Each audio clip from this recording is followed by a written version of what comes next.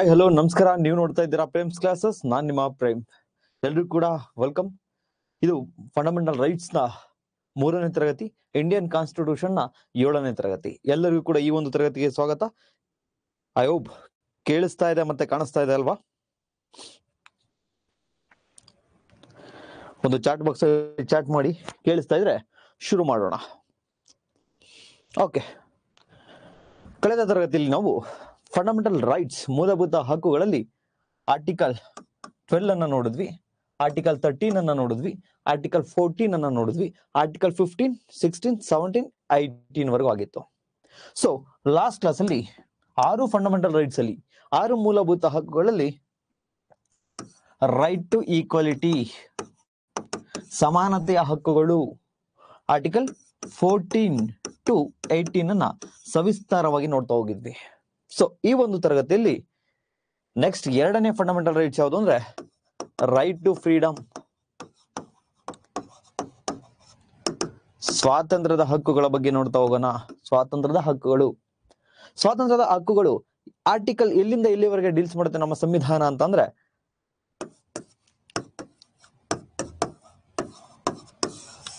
ವಿಧಿ 19ರಿಂದ 22ರವರೆಗೆ ಸ್ವಾತಂತ್ರ್ಯದ ಹಕ್ಕುಗಳನ್ನ ನೋಡ್ತಾ ಹೋಗ್ತೀವಿ.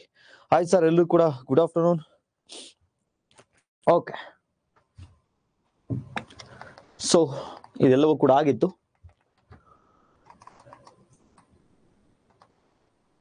S,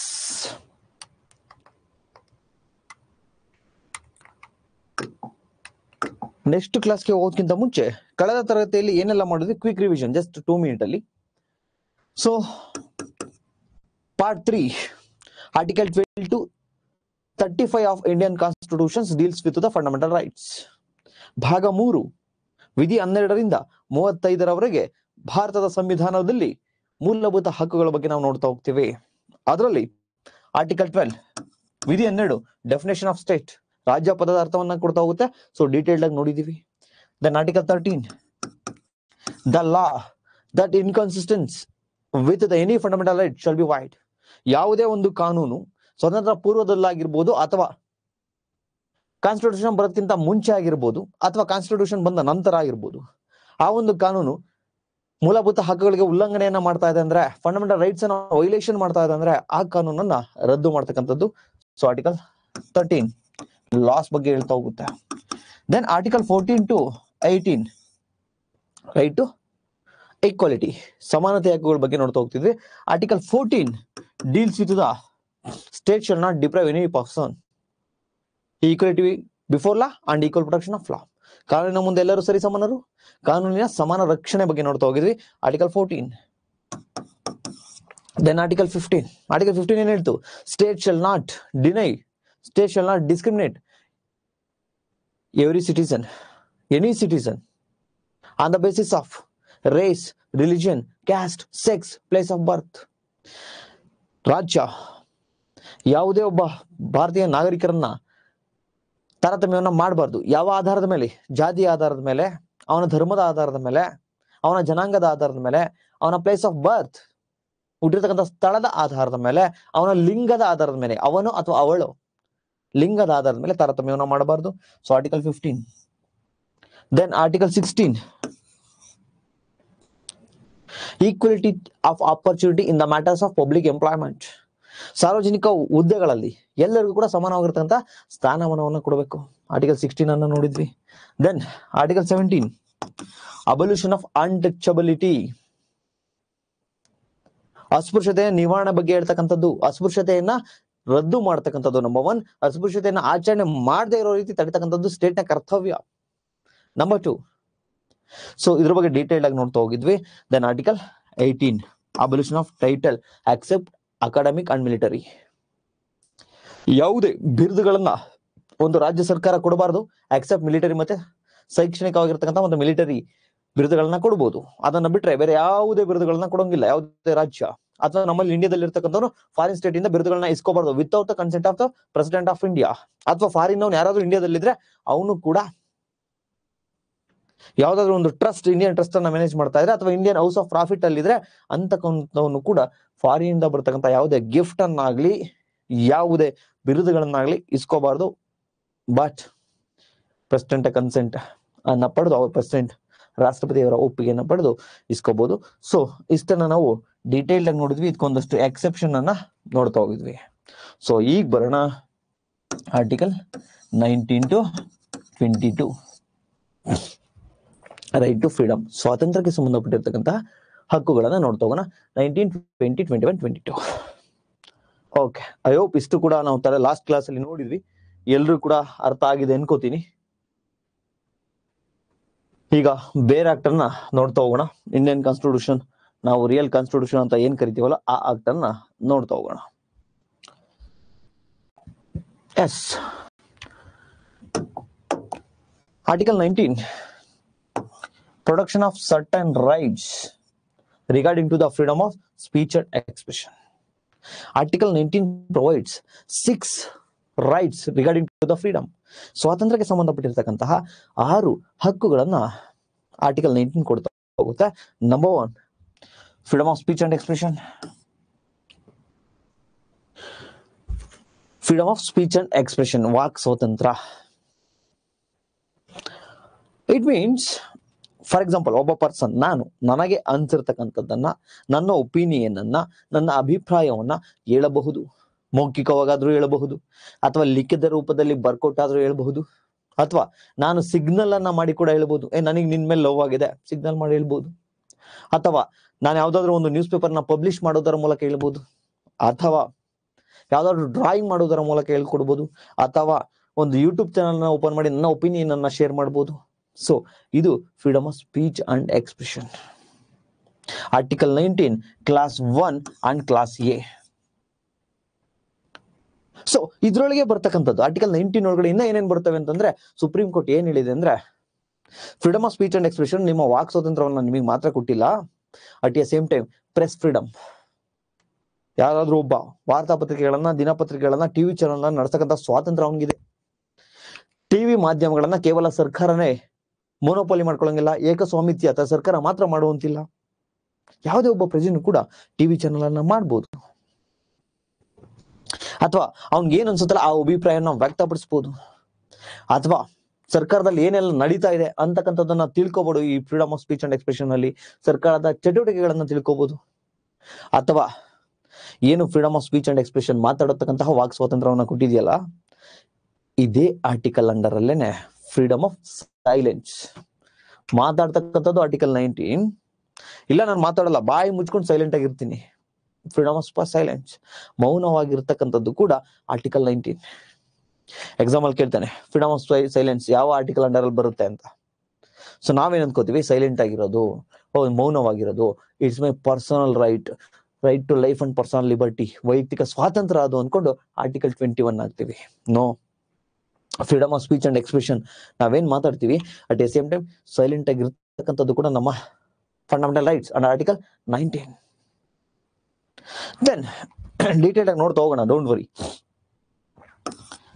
then article 19 clause 1 and clause B, to assemble the please peacefully and without arms. ಸಭೆಯನ್ನ ಸೇರ್ತಕ್ಕಂಥ ಸ್ವಾತಂತ್ರ್ಯವನ್ನ ಕೊಟ್ಟಿದೆ. ಸಭೆ ಆಗಿರ್ಬೇಕು, ಪೀಸ್ಫುಲ್ ಆಗಿರ್ಬೇಕು. ಸಭೆ ಅವತ್ತು ಕೂಡ ಪೀಸ್ಫುಲ್ ಆಗಿರ್ಬೇಕು, ವಿತೌಟ್ ಆರ್ಮ್, ಯಾರಿಗೂ ಕೂಡ ತೊಂದರೆ ಆಗೋ ರೀತಿ ಇರಬಾರ್ದು. ಫಾರ್ ಎಕ್ಸಾಂಪಲ್, ನಾವು ಸಭೆ ಸೇರ್ತೀವಿ ಅಂತ ಅನ್ಕೊಂಡ್ಬಿಟ್ಟು ಒಂದ್ 5-6 ಜನ ಸೇರ್ಕೊಂಡು ಯಾವ್ದೋ ದೇಶ ವಿರೋಧಿ ಚಟುವಟಿಕೆನೋ, ಅಥವಾ ಹೋಗೆಲ್ಲೆಲ್ಲೋ ಬಸ್ ಸ್ಟಾಂಡ್ ಅಲ್ಲೋ, ಅಥವಾ ಇನ್ನೆಲ್ಲೋ ಮತ್ತೆಲ್ಲೋ ಅಲ್ಲಿ ಅಸೆಂಬ್ಲಿ ಆಗ್ಬಿಟ್ಟು ಪಾರ್ಕಿಂಗ್ ಲಾಟ್ ಅಲ್ಲೋ, ಅಥವಾ ಪಬ್ಲಿಕ್ ಅಲ್ಲೋ, ಅಥವಾ ಸಿಗ್ನಲ್ ಅಲ್ಲೋ ನಿಂತ್ಕೊಂಡ್ಬಿಟ್ಟು ನಾವು ಹರಟೆ ಹೊಡಿತಾ ಇದ್ರೆ ಅದು ಪಬ್ಲಿಕ್ ತೊಂದರೆ ಆಗುತ್ತಲ್ವಾ. ಸೊ ವಿತೌಟ್ ಆರ್ಮ್, ಯಾರಿಗೂ ತೊಂದರೆ ಆಗದೆ ಇರೋ ರೀತಿ ಅವರು ಅಸೆಂಬಲ್ ಅನ್ನ ಮಾಡ್ಬೋದು, ಸಭೆಯನ್ನ ಸೇರ್ಬಹುದು ಪೀಸ್ಫುಲ್ ಆಗಿ. ನೋಡಿ, ನೀವು ಕ್ಲಾಸ್ ಮಾಡ್ತಾ ಇದೀವಿ, ಸಭೆಯನ್ನ ಸೇರಿದೀವಿ, ಒಂದಷ್ಟು ಜನ ಬಂದು ಕ್ಲಾಸ್ ಕೇಳ್ತಿದ್ರ, ಪೀಸ್ಫುಲ್ ಆಗಿದೆ. ಸೊ ಸಭೆಯನ್ನ ಸೇರ್ತಕ್ಕಂಥ ಸ್ವಾತಂತ್ರ್ಯ ಕೊಟ್ಟಿರ್ತಕ್ಕಂಥದ್ದು article 19 clause 1 and clause B. Then article 19 clause 1 clause C, to form associations, unions and cooperative societies.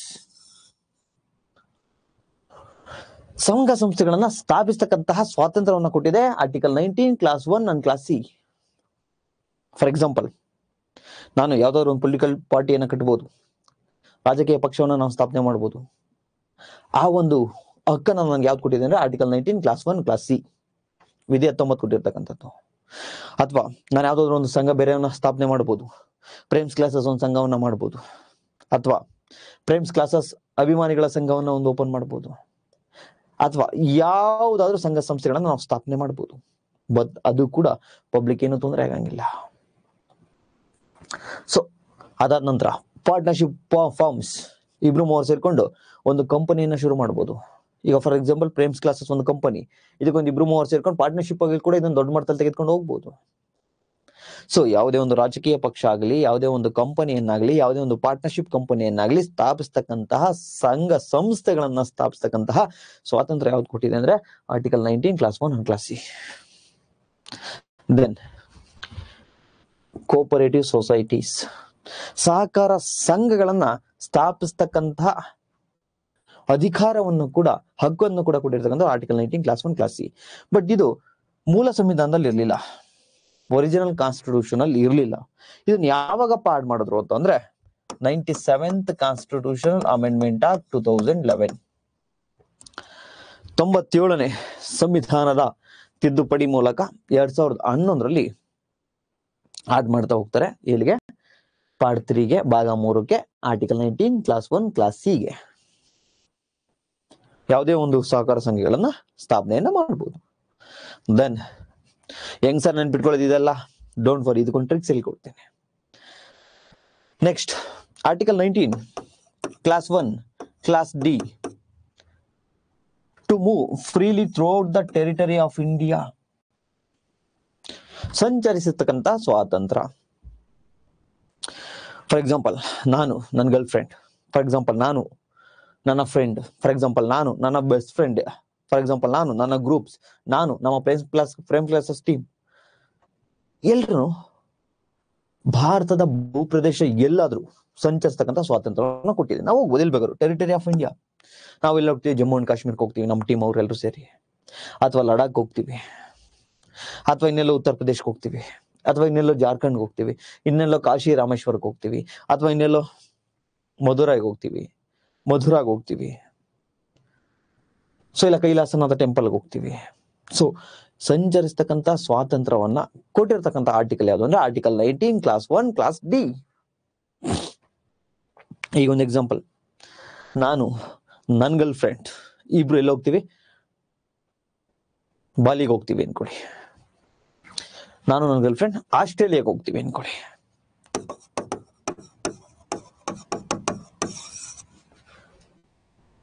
So ಇನ್ನ ಒಂದು, ನಾನು ನನ್ನ ಗರ್ಲ್ ಫ್ರೆಂಡ್ ಗೋವಾಗೆ ಹೋಗ್ತೀವಿ.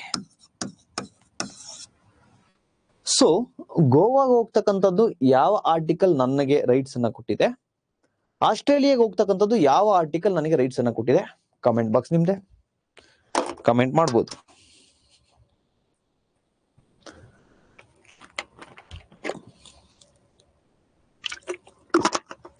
ನೋಡಿ, ಫಸ್ಟ್ ಆಸ್ಟ್ರೇಲಿಯಾಕ್ಕೆ ಹೋಗೋದು ಯಾವ ಆರ್ಟಿಕಲ್? ಫಸ್ಟ್ ಯಾವ ಆರ್ಟಿಕಲ್? ಸೆಕೆಂಡ್ ಗೋವಾಗೆ ಹೋಗೋದು ಯಾವ ಆರ್ಟಿಕಲ್? ಆನ್ಸರ್ ಮಾಡ್ತಾ ಬನ್ನಿ. ಫಸ್ಟ್ ಆರ್ಟಿಕಲ್ ಯಾವುದು? ಸೆಕೆಂಡ್ ಯಾವುದು? ನಾನು ನನ್ನ ಗರ್ಲ್ ಫ್ರೆಂಡ್ ಆಸ್ಟ್ರೇಲಿಯಾಗೆ ಹೋಗ್ತೀವಿ, ಯಾವ ಆರ್ಟಿಕಲ್ ನನಗೆ ಆ ಫಂಡಮೆಂಟಲ್ ರೈಟ್ಸ್ ಮೂಲಭೂತ ಹಕ್ಕನ್ನ ಕೊಟ್ಟಿದೆ? ಸೆಕೆಂಡ್, ನಾನು ನನ್ನ ಗರ್ಲ್ ಫ್ರೆಂಡ್ ಗೋವಾಗೆ ಹೋಗ್ತೀವಿ, ಅದು ಯಾವ ಆರ್ಟಿಕಲ್ ಕೊಟ್ಟಿದೆ?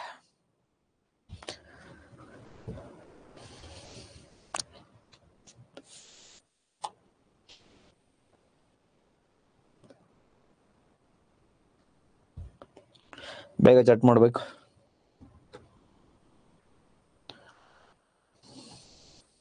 S, very good NVN Naveen ಅವರೇ, ವೆರಿ ಗುಡ್. ನಾನು ನನ್ನ ಗರ್ಲ್ ಫ್ರೆಂಡ್ ಗೋವಾಗೆ ಹೋದ್ರೆ ಆರ್ಟಿಕಲ್ 19 ಕ್ಲಾಸ್ 1 ಕ್ಲಾಸ್ ಡಿ. ನೋಡಿ, ಆರ್ಟಿಕಲ್ 19 ಕ್ಲಾಸ್ 1 ಕ್ಲಾಸ್ ಡಿ ಏನ್ ಹೇಳುತ್ತೆ? To move freely throughout the territory of India, ಇಂಡಿಯಾದ ಟೆರಿಟರಿ ಒಳಗಡೆ ಎಲ್ಲಿ ಬೇಕಾದ್ರೂ ಓಡಾಡಬಹುದು. ಇದು ನನಗೆ ಕೊಟ್ಟಿರ್ತಕ್ಕಂಥದ್ದು ಆರ್ಟಿಕಲ್ 19.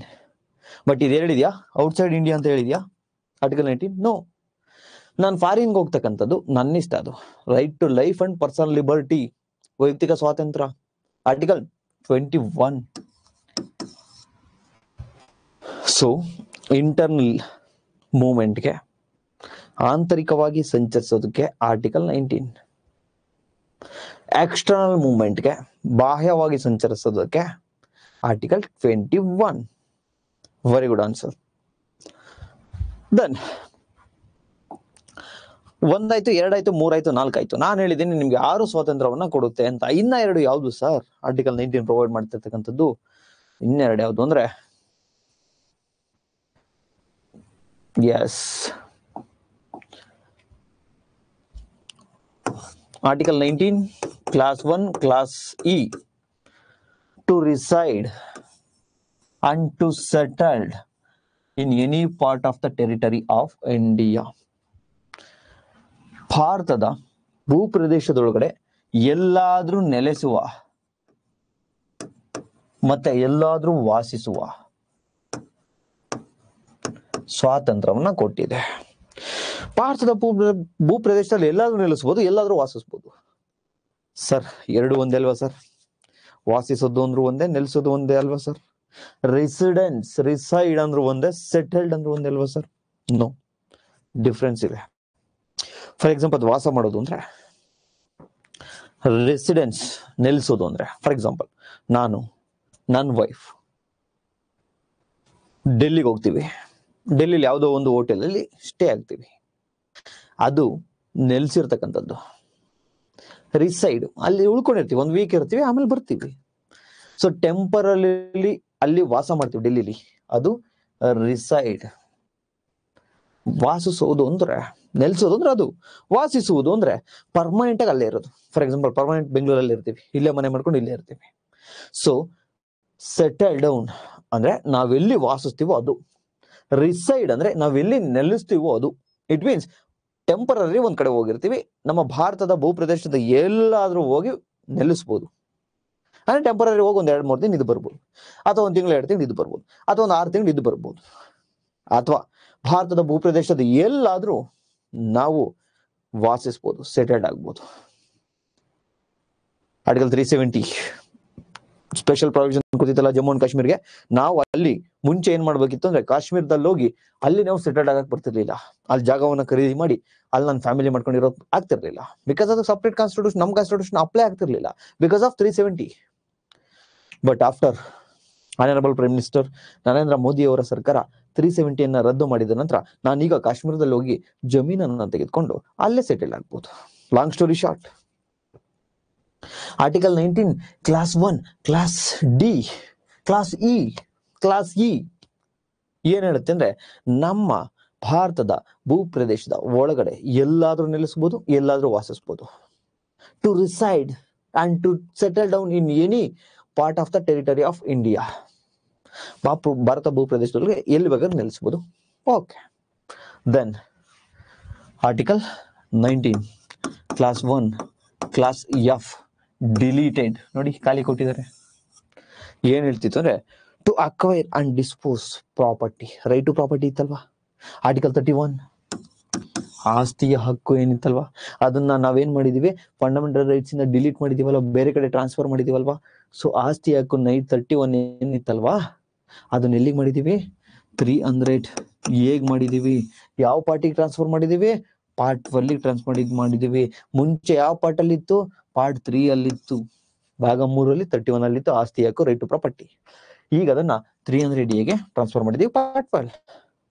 ಸೊ ಆ right to acquire, hold and dispose property, ಆಸ್ತಿಯನ್ನ ಹೊಂದತಕ್ಕಂತಹ ಹಕ್ಕು ಈ ಆರ್ಟಿಕಲ್ 19 ಅಲ್ಲೂ ಇತ್ತು. Article 19 clause 1 and clause F ಅಲ್ಲಿ ಇತ್ತು. ಬಟ್ ಇದನ್ನೀಗ ಡಿಲೀಟ್ ಮಾಡಿದೀವಿ. ಯಾವಾಗ ಸರ್ ಡಿಲೀಟ್ ಮಾಡಿದ್ದು, 1978 ಅಲ್ಲಿ. ಯಾವ ಕಾನ್ಸ್ಟಿಟ್ಯೂಷನ್ ಅಮೆಂಡ್ಮೆಂಟ್ ಆಕ್ಟ್ ಪ್ರಕಾರ sir, 44th constitution amendment act. Long story short, article 19 clause 1 clause F right to property, right to hold and dispose the property, ಆಸ್ತಿ ಹಕ್ಕನ್ನ ಹೊಂದತಕ್ಕಂತಹ ಹಕ್ಕು ಮುಂಚೆ ಫಂಡಮೆಂಟಲ್ ರೈಟ್ಸ್ ಆಗಿತ್ತು ಆರ್ಟಿಕಲ್ 31 ಅಲ್ಲಿ ಕೂಡ, and article 19 clause 1 clause F ಅಲ್ಲಿ. But ಈಗ class 1 and F ಅಲ್ಲಿ ಏನಿತ್ತಲ್ವಾ ಅದನ್ನ ಡಿಲೀಟ್ ಮಾಡಿದೀವಿ.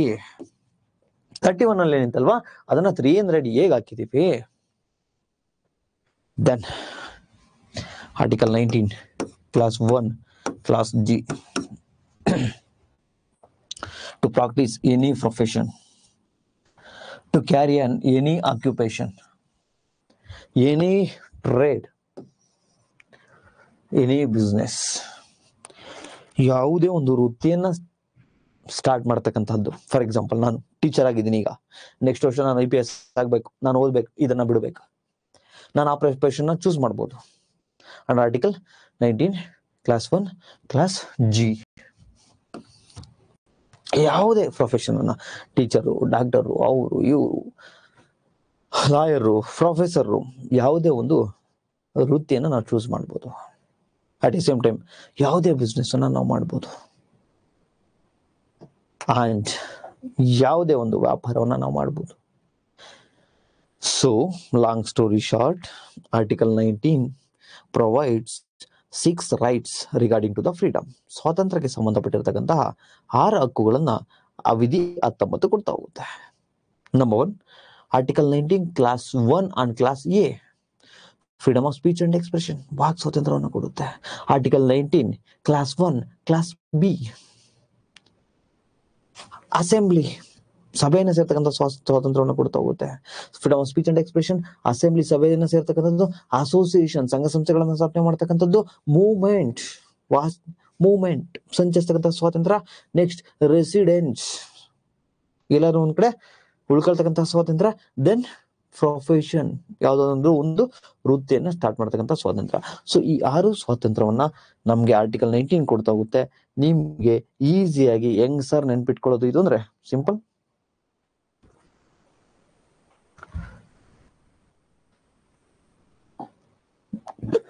ಒಂದು ಕಥೆಯನ್ನ ಹೇಳ್ತೀನಿ,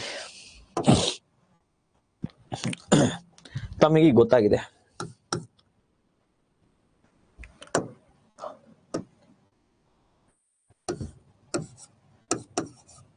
ಆರ್ಟಿಕಲ್ 19 6 ಸ್ವಾತಂತ್ರ್ಯಗಳನ್ನ ಕೊಡ್ತಿದೆ, ಸ್ವಾತಂತ್ರ್ಯಕ್ಕೆ ಸಂಬಂಧಪಟ್ಟಿರ್ತಕ್ಕಂಥ ಹಕ್ಕುಗಳನ್ನ ಕೊಡುತ್ತೆ ಅಂತ. ಸರ್ ಹೆಂಗ್ ಸರ್ ನೆನ್ಪಿಟ್ಕೊಳ್ಳೋದು ಅಂದ್ರೆ ನೋಡಿ, ಫಸ್ಟ್ ಒನ್,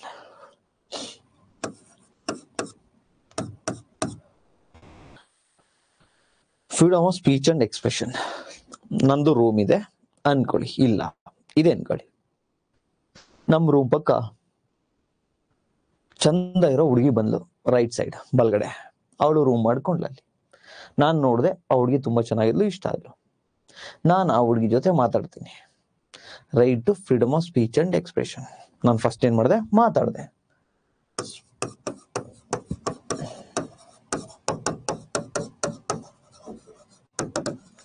ನನಗೇನು ಅಭಿಪ್ರಾಯ ಆಯ್ತು, ನನಗೇನು ಅನ್ನಿಸ್ತು ಎಲ್ಲ ಹೇಳ್ಕೊಂಡೆ. ಆಕೆಗೆ ಏನ್ ಅನ್ನಿಸ್ತು ಅದೆಲ್ಲ ಆಕೆ ಹೇಳ್ಕೊಂಡ್ಲು.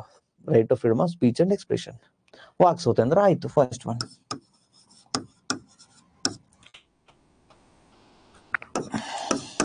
ಸೆಕೆಂಡ್ ಒನ್, ಲೆಫ್ಟ್ ಅಲ್ಲಿ ಒಂದು ಹುಡುಗಿ ಬಂದ್ಲು, ಅವಳು ಚಂದ ಇದ್ದಾಳೆ. ನಾನೀಗ ಏನ್ ಮಾಡ್ತೀನಿ, ಲೆಫ್ಟ್ ಮನೇಲಿ ಇರ್ತಕ್ಕಂಥ ಹುಡುಗಿನೂ ಕೂಡ ಮಾತಾಡಿಸ್ತೀನಿ. ಅಂಡ್ ರೈಟ್ ಒಂದು ಲೆಫ್ಟ್ ಒಂದು ಇಬ್ರು ಕರ್ಕೊಂಡು ಪಾರ್ಕಿಗೆ ಹೋಗ್ತೀನಿ. ಪಾರ್ಕಲ್ಲಿ ಒಂದು ಸಭೆ ಸೇರ್ತೀನಿ, ಡೈಲಿ ಮಾತಾಡ್ತಾ ಇರ್ತೀವಿ. So freedom of association,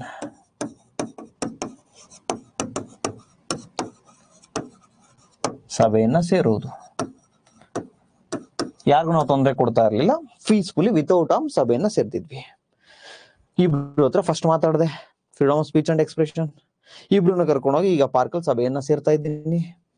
so freedom of association, ಸಭೆಯನ್ನ ಸೇರಿದೆ. ದೆನ್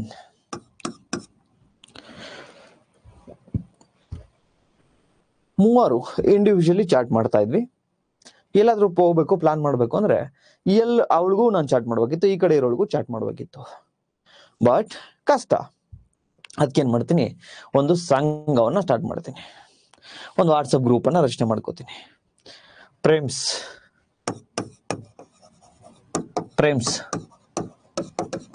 ಚಾಟಿಂಗ್ ಗ್ರೂಪ್, ಒಂದು ಸಂಘವನ್ನ ಸ್ಟಾರ್ಟ್ ಮಾಡ್ಕೋತೀನಿ. ಸೊ ಅಸೆಂಬ್ಲಿ ಆಯ್ತು, ಸೆಕೆಂಡ್ ಸಭೆನ ಸೇರೋದು. ಅಸೆಂಬ್ಲಿ ಸಭೆನ ಸೇರೋದು. ಸೆಕೆಂಡ್ ಅಸೆಂಬ್ಲಿ ಸಭೆ ಸೇರೋದ್ವಿ. Third association. ಫಸ್ಟ್ ಏನ್ ಮಾಡಿದ್ವಿ, ಮಾತಾಡಿದ್ವಿ, ವಾಕ್ ಸ್ವತಂತ್ರ. ಸೆಕೆಂಡ್ ಏನ್ ಮಾಡಿದ್ವಿ, ಸಭೆಯನ್ನ ಸೇರಿದ್ವಿ, ಅಸೆಂಬ್ಲಿ. ಥರ್ಡ್ ಏನ್ ಮಾಡಿದ್ವಿ, ಅಸೋಸಿಯೇಷನ್. ಒಂದು ವಾಟ್ಸಪ್ ಗ್ರೂಪ್ ಮಾಡ್ಕೊಂಡ್ವಿ, ಮೂವರು ಸೇರ್ಕೊಂಡು. ಸೊ ಸಂಘ ಸಂಸ್ಥೆಗಳನ್ನ ಸ್ಥಾಪಿಸುವುದು. ದೆನ್ ನೆಕ್ಸ್ಟ್ ಮಾತಾಡ್ಕೋತೀವಿ ವಾಟ್ಸಪ್ ಗ್ರೂಪ್ ಅಲ್ಲಿ. ಮೈ ಡಿಯರ್, ಬನ್ನಿ, ನೀವು ಬನ್ನಿ. ಎಲ್ಲಿಗೆ ಹೋಗೋಣ ಅಂದ್ರೆ ಬಾಲಿಗೆ ಹೋಗೋಣ. ಸಾರಿ, ಬಾಲಿ ಬೇರೆ ಕಡೆ ಆಗುತ್ತೆ, ಬೇಡ, ಇಲ್ಲೇ ಪುದುಚೇರಿಗೆ ಹೋಗೋಣ, ಪಾಂಡಿಚೇರಿಗೆ ಹೋಗೋಣ ಬನ್ನಿ ಅಂತ ಟ್ರಿಪ್ ಆಗ್ತೀವಿ. ಸೊ ಹೋಗ್ತೀವಿ. So right to movement. ಎಲ್ಲಿಗೆ ಹೋದ್ವಿ? ಪಾಂಡಿಚೇರಿಗೆ ಹೋದ್ವಿ.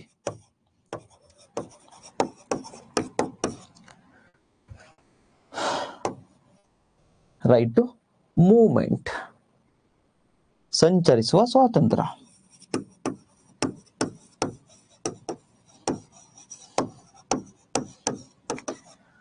ಸೊ ಫಸ್ಟ್ ಏನ್ ಮಾಡಿದ್ವಿ? ಇಬ್ರು ಹತ್ರ ಮಾತಾಡದೆ, freedom of speech and expression.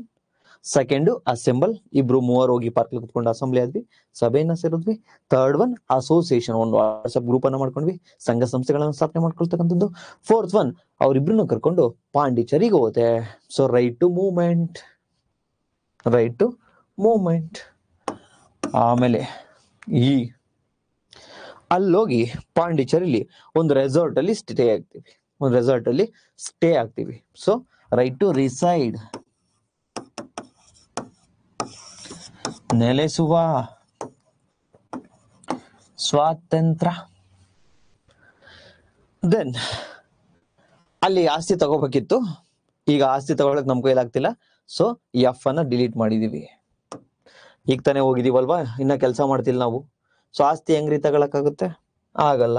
So F delete. Right to hold dispose property, ಆಸ್ತಿಯನ್ನ ಹೊಂದತಕ್ಕಂತಹ ಹಕ್ಕು ಡಿಲೀಟ್. ಅಲ್ಲಿ ಆಸ್ತಿ ಮಾಡ್ಲಿಕ್ಕೆ ನಮ್ ಕೈಲಾಗ್ಲಿಲ್ಲ. ದೆನ್ ಅಲ್ಲಿ ತುಂಬಾ ಇಷ್ಟ ಆಯ್ತು ಪಾಂಡಿಚೇರಿ, ಅಲ್ಲೇ ಸೆಟ್ಲ್ ಆಗ್ತೀವಿ. ಅಲ್ಲೇ ಸೆಟ್ಲ್ ಆಗ್ಬಿಟ್ಟು ಒಂದೊಳ್ಳೆ ಕೆಲಸವನ್ನ ಶುರು ಮಾಡ್ತೀವಿ. ಅಲ್ಲಿ ಕೆಲಸವನ್ನ ಶುರು ಮಾಡ್ತೀವಿ ನಾವು. ಜಿ ಪ್ರೊಫೆಷನ್, ವೃತ್ತಿ, ನಮಗೆ ಇಷ್ಟ ಬಂದಿರ್ತಕ್ಕಂಥ ವೃತ್ತಿಯನ್ನ ಶುರು ಮಾಡ್ತೀವಿ. ಸೊ ಲಾಂಗ್ ಸ್ಟೋರಿ ಶಾರ್ಟ್, ನಾನು ಆಕೆ ಜೊತೆ ಮಾತಾಡದೆ, ಈಕೆ ಜೊತೆ ಮಾತಾಡದೆ. Freedom of speech and expression first one. Second one ಅವ್ರಿಬ್ರನ್ನ ಕರ್ಕೊಂಡು ಪಾರ್ಕಿಗೆ ಹೋದೆ. ಅಸೆಂಬಲ್, ಸಭೆಯನ್ನ ಸೇರಿದ್ವಿ, ಮಾತಾಡಿದ್ವಿ. Right to freedom of assembly, ಸಭೆಯನ್ನ ಸೇರ್ತಕ್ಕಂಥದ್ದು. ಥರ್ಡ್ ಒನ್ ಸಭೆ ಸೇರಿದ್ದಾಯ್ತು. ಈಗ ಒಂದು ವಾಟ್ಸ್ಆಪ್ ಗ್ರೂಪ್ ಮಾಡ್ಕೊಂಡ್ವಿ, ಸಂಘ ಸಂಸ್ಥೆಗಳನ್ನ ಸ್ಥಾಪನೆ ಮಾಡ್ತಕ್ಕಂಥದ್ದು. ರೈಟ್ ಟು ಫಾರ್ಮ್ ಅಸೋಸಿಯೇಷನ್, ಸಂಘ ಸಂಸ್ಥೆಗಳನ್ನ ಮಾಡ್ತಕ್ಕಂಥದ್ದು. Next fourth one right to movement, ಸಂಚರಿಸುವುದು. ಸಂಘ ಸಂಸ್ಥೆ ಆಯ್ತು, ವಾಟ್ಸ್ಆಪ್ ಗ್ರೂಪ್ ಆಯ್ತು. ನೆಕ್ಸ್ಟ್ ಪಾಂಡಿಚೇರಿ ಕರ್ಕೊಂಡು ಹೋದೆ ಅವ್ರಿಬ್ರು. ಸೊ ರೈಟ್ ಟು ಮೂವ್ಮೆಂಟ್, ಸಂಚರಿಸುವ ಸ್ವಾತಂತ್ರ್ಯ. ದೆನ್ ಪಾಂಡಿಚೇರಿಲಿ ಒಂದ್ ಕಡೆ ರೆಸಾರ್ಟ್ ಅಲ್ಲಿ ಸ್ಟೇ ಆದ್ವಿ. ಸೊ ನೆಲೆಸುವ ಸ್ವಾತಂತ್ರ್ಯ. ಅಲ್ಲಿ ಆ ರೆಸಾರ್ಟ್ ನ ತಗೋಬೇಕು ಅನ್ಕೊಂಡ್ವಿ, ಈಗ ತಾನೇ ಹೋಗಿದೀವಿ, ದುಡ್ಡಿಲ್ಲ. So delete. ಸೊ ಆಸ್ತಿ ಹಾಕು delete. Then article F G, ಈಗ ಎಫ್ ಡಿಲೀಟ್ ಆಯ್ತು. ಜಿ ಪ್ರೊಫೆಷನ್, ನನ್ಗೆ ಇಷ್ಟ ಬಂದಿರತಕ್ಕಂತ ಕೆಲಸವನ್ನ ನಾವು ಅಲ್ಲೇ ಶುರು ಮಾಡ್ತೀವಿ. ಸೊ ಲಾಂಗ್ ಸ್ಟೋರಿ ಶಾರ್ಟ್, ತಮಗೆ ಇದೆಲ್ಲವೂ ಕೂಡ ಅರ್ಥ ಆಗಿದೆ ಅನ್ಕೋತೀನಿ. ಅಲ್ಲಿಗೆ ಒಂದೊಂದೇ ಹಾಕೊಂಬನ್ನಿ. Article 19 clause 1 A, article 19 clause 1 B, article 19 clause 1 C, article 19 clause 1 D, article 19 clause 1 E, article 19 clause 1 F delete ಆಗಿದೆ. Article 19 clause 1 G. So I hope ಇಷ್ಟು ಕೂಡ ಈ ಕಥೆಯನ್ನ ನೆನ್ಪಿಟ್ಕೊಂಡ್ರೆ ಇದೇ ಆಧಾರದ ಮೇಲೆ ಬರೀಬೇಕು. ಸೊ ಇದಕ್ಕೆ ಯಾಕೆ ಈ ರೀತಿ ಹೇಳ್ಕೊಟ್ಟೆ ಅಂದ್ರೆ, ತಮ್ಮ PSI ಗೆ ಎಸ್ಸೆಲಿ ಯಾವುದೇ ಎಸ್ಸೆ ಕೊಡ್ಲಿ, ಈ ಒಂದು 6ರಲ್ಲಿ ಒಂದನ್ನ ಬರೀಲೇಬಹುದು ನಾವು. PSI ಯಾವುದೇ ಎಸ್ಸೆ ಕೊಡ್ಲಿ, ಫಂಡಮೆಂಟಲ್ ರೈಟ್ಸ್ ಹಾಕ್ಲೇಬಹುದು. ನೀವು ಯಾವುದೇ ಎಸ್ಸೆ ಕೊಡಿ ನಾನು ಹಾಕ್ತೀನಿ.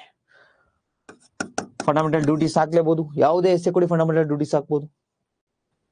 DPSP, ಈ ಮೂರನ್ನು ಕೂಡ PSI ಯಾವುದೇ ಎಸ್ಸೆ ಕೂಡ ನಾವು ಹಾಕ್ಬೋದು. 3 ಆರ್ಟಿಕಲ್ ಅನ್ನ, ಯಾವುದು fundamental rights, fundamental duties, DPSP.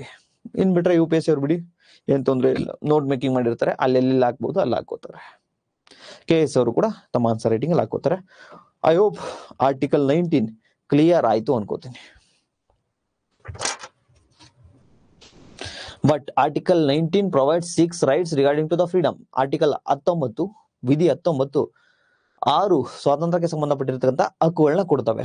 ಆ ಹಕ್ಕುಗಳನ್ನ 6 ಕೂಡ ನೋಡಿದೀವಿ, but they are not absolute. ಅವ್ರೇನ್ ಹೇಳ್ತಾರೆ ಅದೇ ಸರಿಯಲ್ಲ.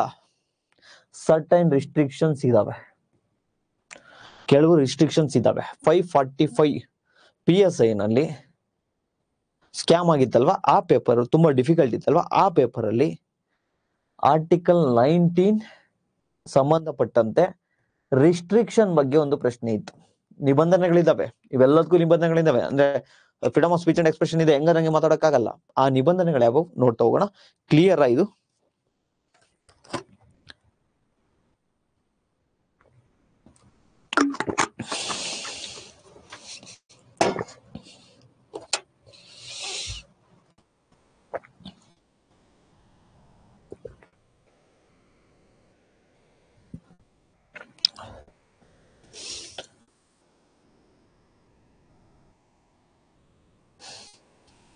ಎಸ್,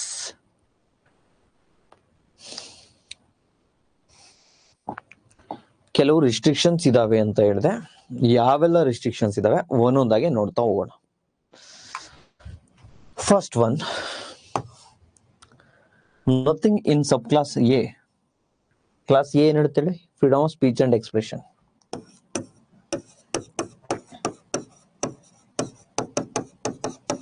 ವಾಕ್ ಸ್ವಾತಂತ್ರ್ಯ. ವಾಕ್ ಸ್ವಾತಂತ್ರ್ಯಕ್ಕೆ ಸಂಬಂಧಪಟ್ಟಂತೆ ಯಾವೆಲ್ಲ ಷರತ್ತುಗಳಿದಾವೆ, ಯಾವೆಲ್ಲ ರಿಸ್ಟ್ರಿಕ್ಷನ್ಸ್ ಇದಾವೆ, ಯಾವೆಲ್ಲ ಎಕ್ಸೆಪ್ಷನ್ಸ್ ಇದಾವೆ, ಮೂರು ಸೇಮೆ. ಎಕ್ಸೆಪ್ಷನ್ಸ್ ಅನ್ಬೋದು, ಅಥವಾ ರಿಸ್ಟ್ರಿಕ್ಷನ್ಸ್ ಅನ್ಬೋದು, ಅಥವಾ ನಿಬಂಧನೆಗಳು ಅನ್ಬೋದು, ಅಥವಾ ಷರತ್ತುಗಳು.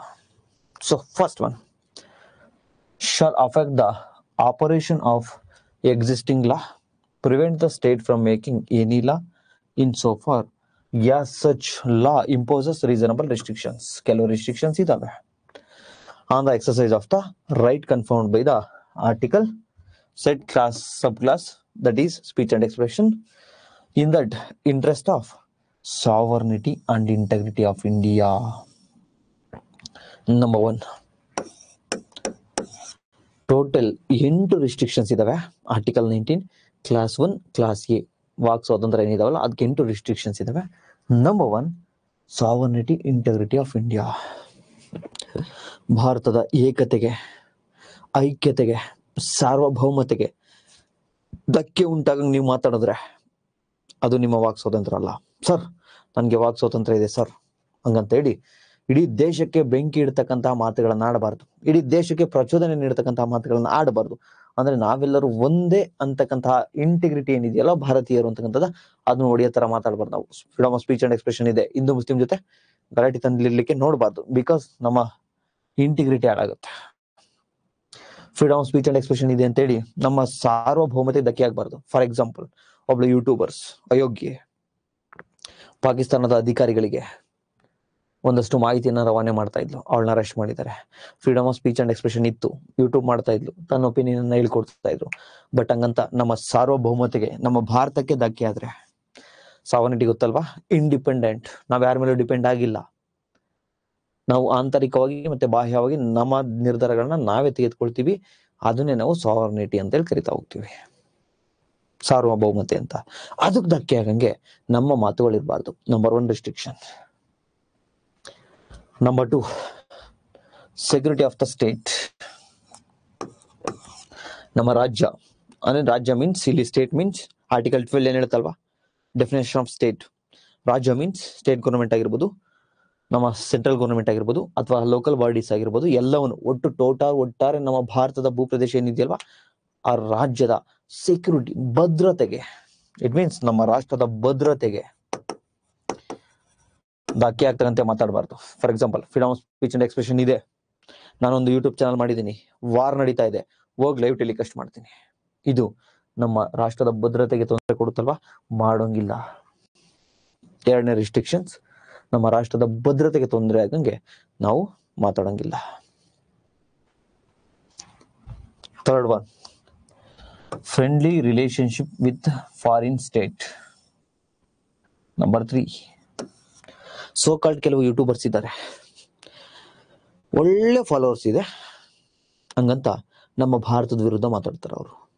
ಆಗೇನಾಗುತ್ತೆ, friendly relationship with foreign state,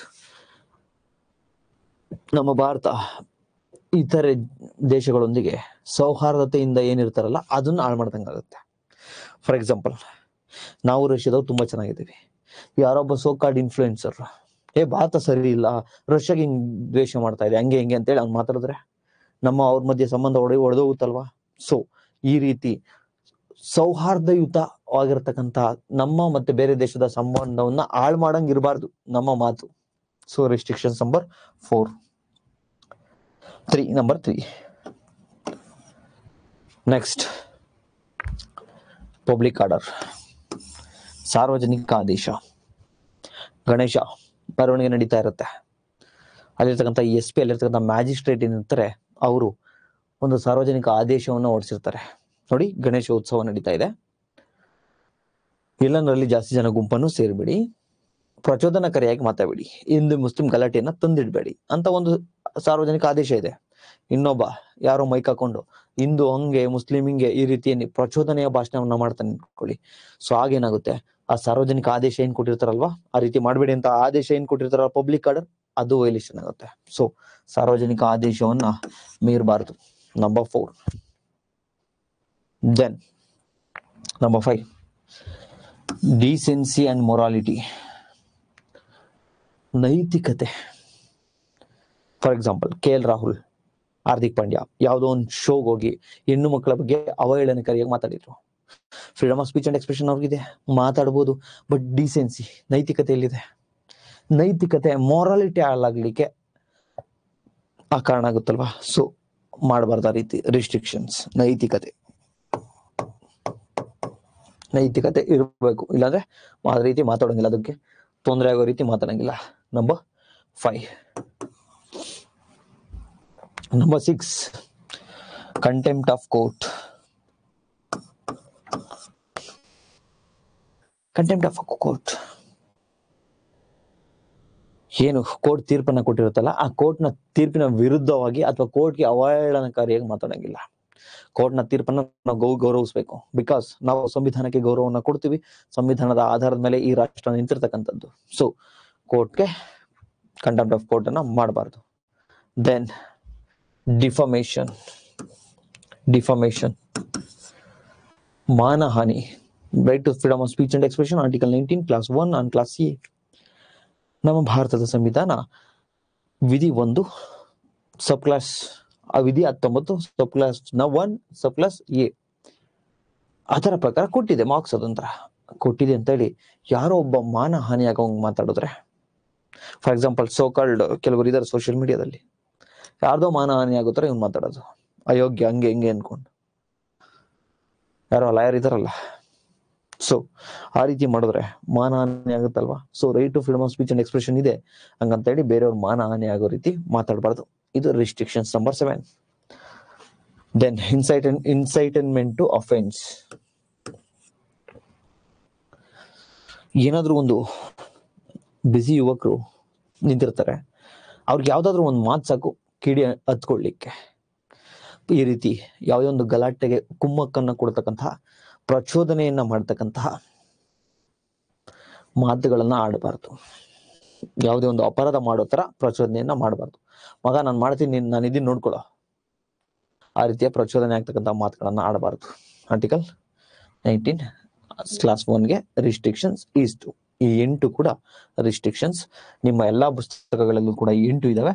I hope ನೀವು ಶಾರ್ಟ್ಸ್ ನೋಟ್ಸ್ ಅನ್ನು ಕೂಡ ಮಾಡ್ಕೊಂಡಿದ್ದೀನಿ ಅಂತ ಅನ್ಕೋತೀನಿ. ನೆಕ್ಸ್ಟ್ ಮೂವ್ ಆಗೋಣ.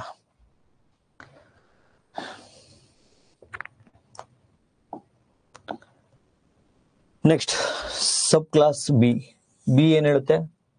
Assemble, peaceful assembly without arm. ಸಭೆಯನ್ನ ಸೇರ್ತಕ್ಕಂಥದ್ದನ್ನ ಹೇಳ್ತಾ ಬರುತ್ತೆ. ಸಭೆಯನ್ನ ಸೇರುವುದು.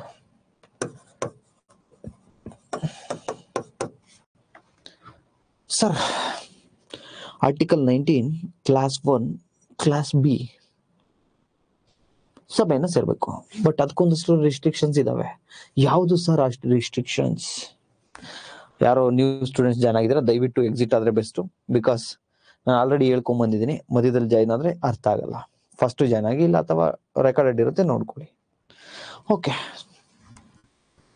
ಅಸೆಂಬ್ಲಿ ಸಭೆಯನ್ನ ಸೇರೋದು, ಅದಕ್ಕೂ ಕೂಡ ಒಂದಷ್ಟು ರಿಸ್ಟ್ರಿಕ್ಷನ್ಸ್ ಇದಾವೆ. So nothing in sub clause of said clause shall affect the operations of any existing law insofar it imposes or prevent the state from making laws, any law imposing the interest of sovereignty and integrity of India. ನೋಡಿ, same again, ನಮ್ಮ ಮಾತಾಗಲಿ, ನಾವು ಸೇರ್ತಕ್ಕಂಥ ಸಭೆ ಆಗಲಿ, ನಮ್ಮ ಸಾರ್ವಭೌಮತೆಗೆ sovereignty, ನಮ್ಮ integrity, ನಮ್ಮ ಐಕ್ಯತೆಗೆ, ನಮ್ಮ ಸಮಗ್ರತೆಗೆ ಧಕ್ಕೆಯನ್ನು ಉಂಟು ಮಾಡಬಾರ್ದು. ನಾವು ಮಾತಾಡ್ತಕ್ಕಂಥದ್ದು ಧಕ್ಕೆಯನ್ನು ಉಂಟು ಮಾಡಿದ್ರೆ ಅದು ರಿಸ್ಟ್ರಿಕ್ಷನ್ಸ್. ಈಗ ನಾವು ಸಭೆಯನ್ನ ಸೇರ್ತಾ ಇರ್ತಕ್ಕಂಥದ್ದು ಕೂಡ ನಮ್ಮ ಸಾರ್ವಭೌಮತೆಗೆ ಧಕ್ಕೆ ತರ್ತಾ ಇದೆ ಅಂದ್ರೆ, ನಮ್ಮ ದೇಶದ ವಿರುದ್ಧ ನಾವು ಪಿತೂರಿಯನ್ನ ಮಾಡ್ತಾ ಇದ್ದೇವೆ, ಅದು ರಿಸ್ಟ್ರಿಕ್ಷನ್ಸ್ ನಂಬರ್ 1.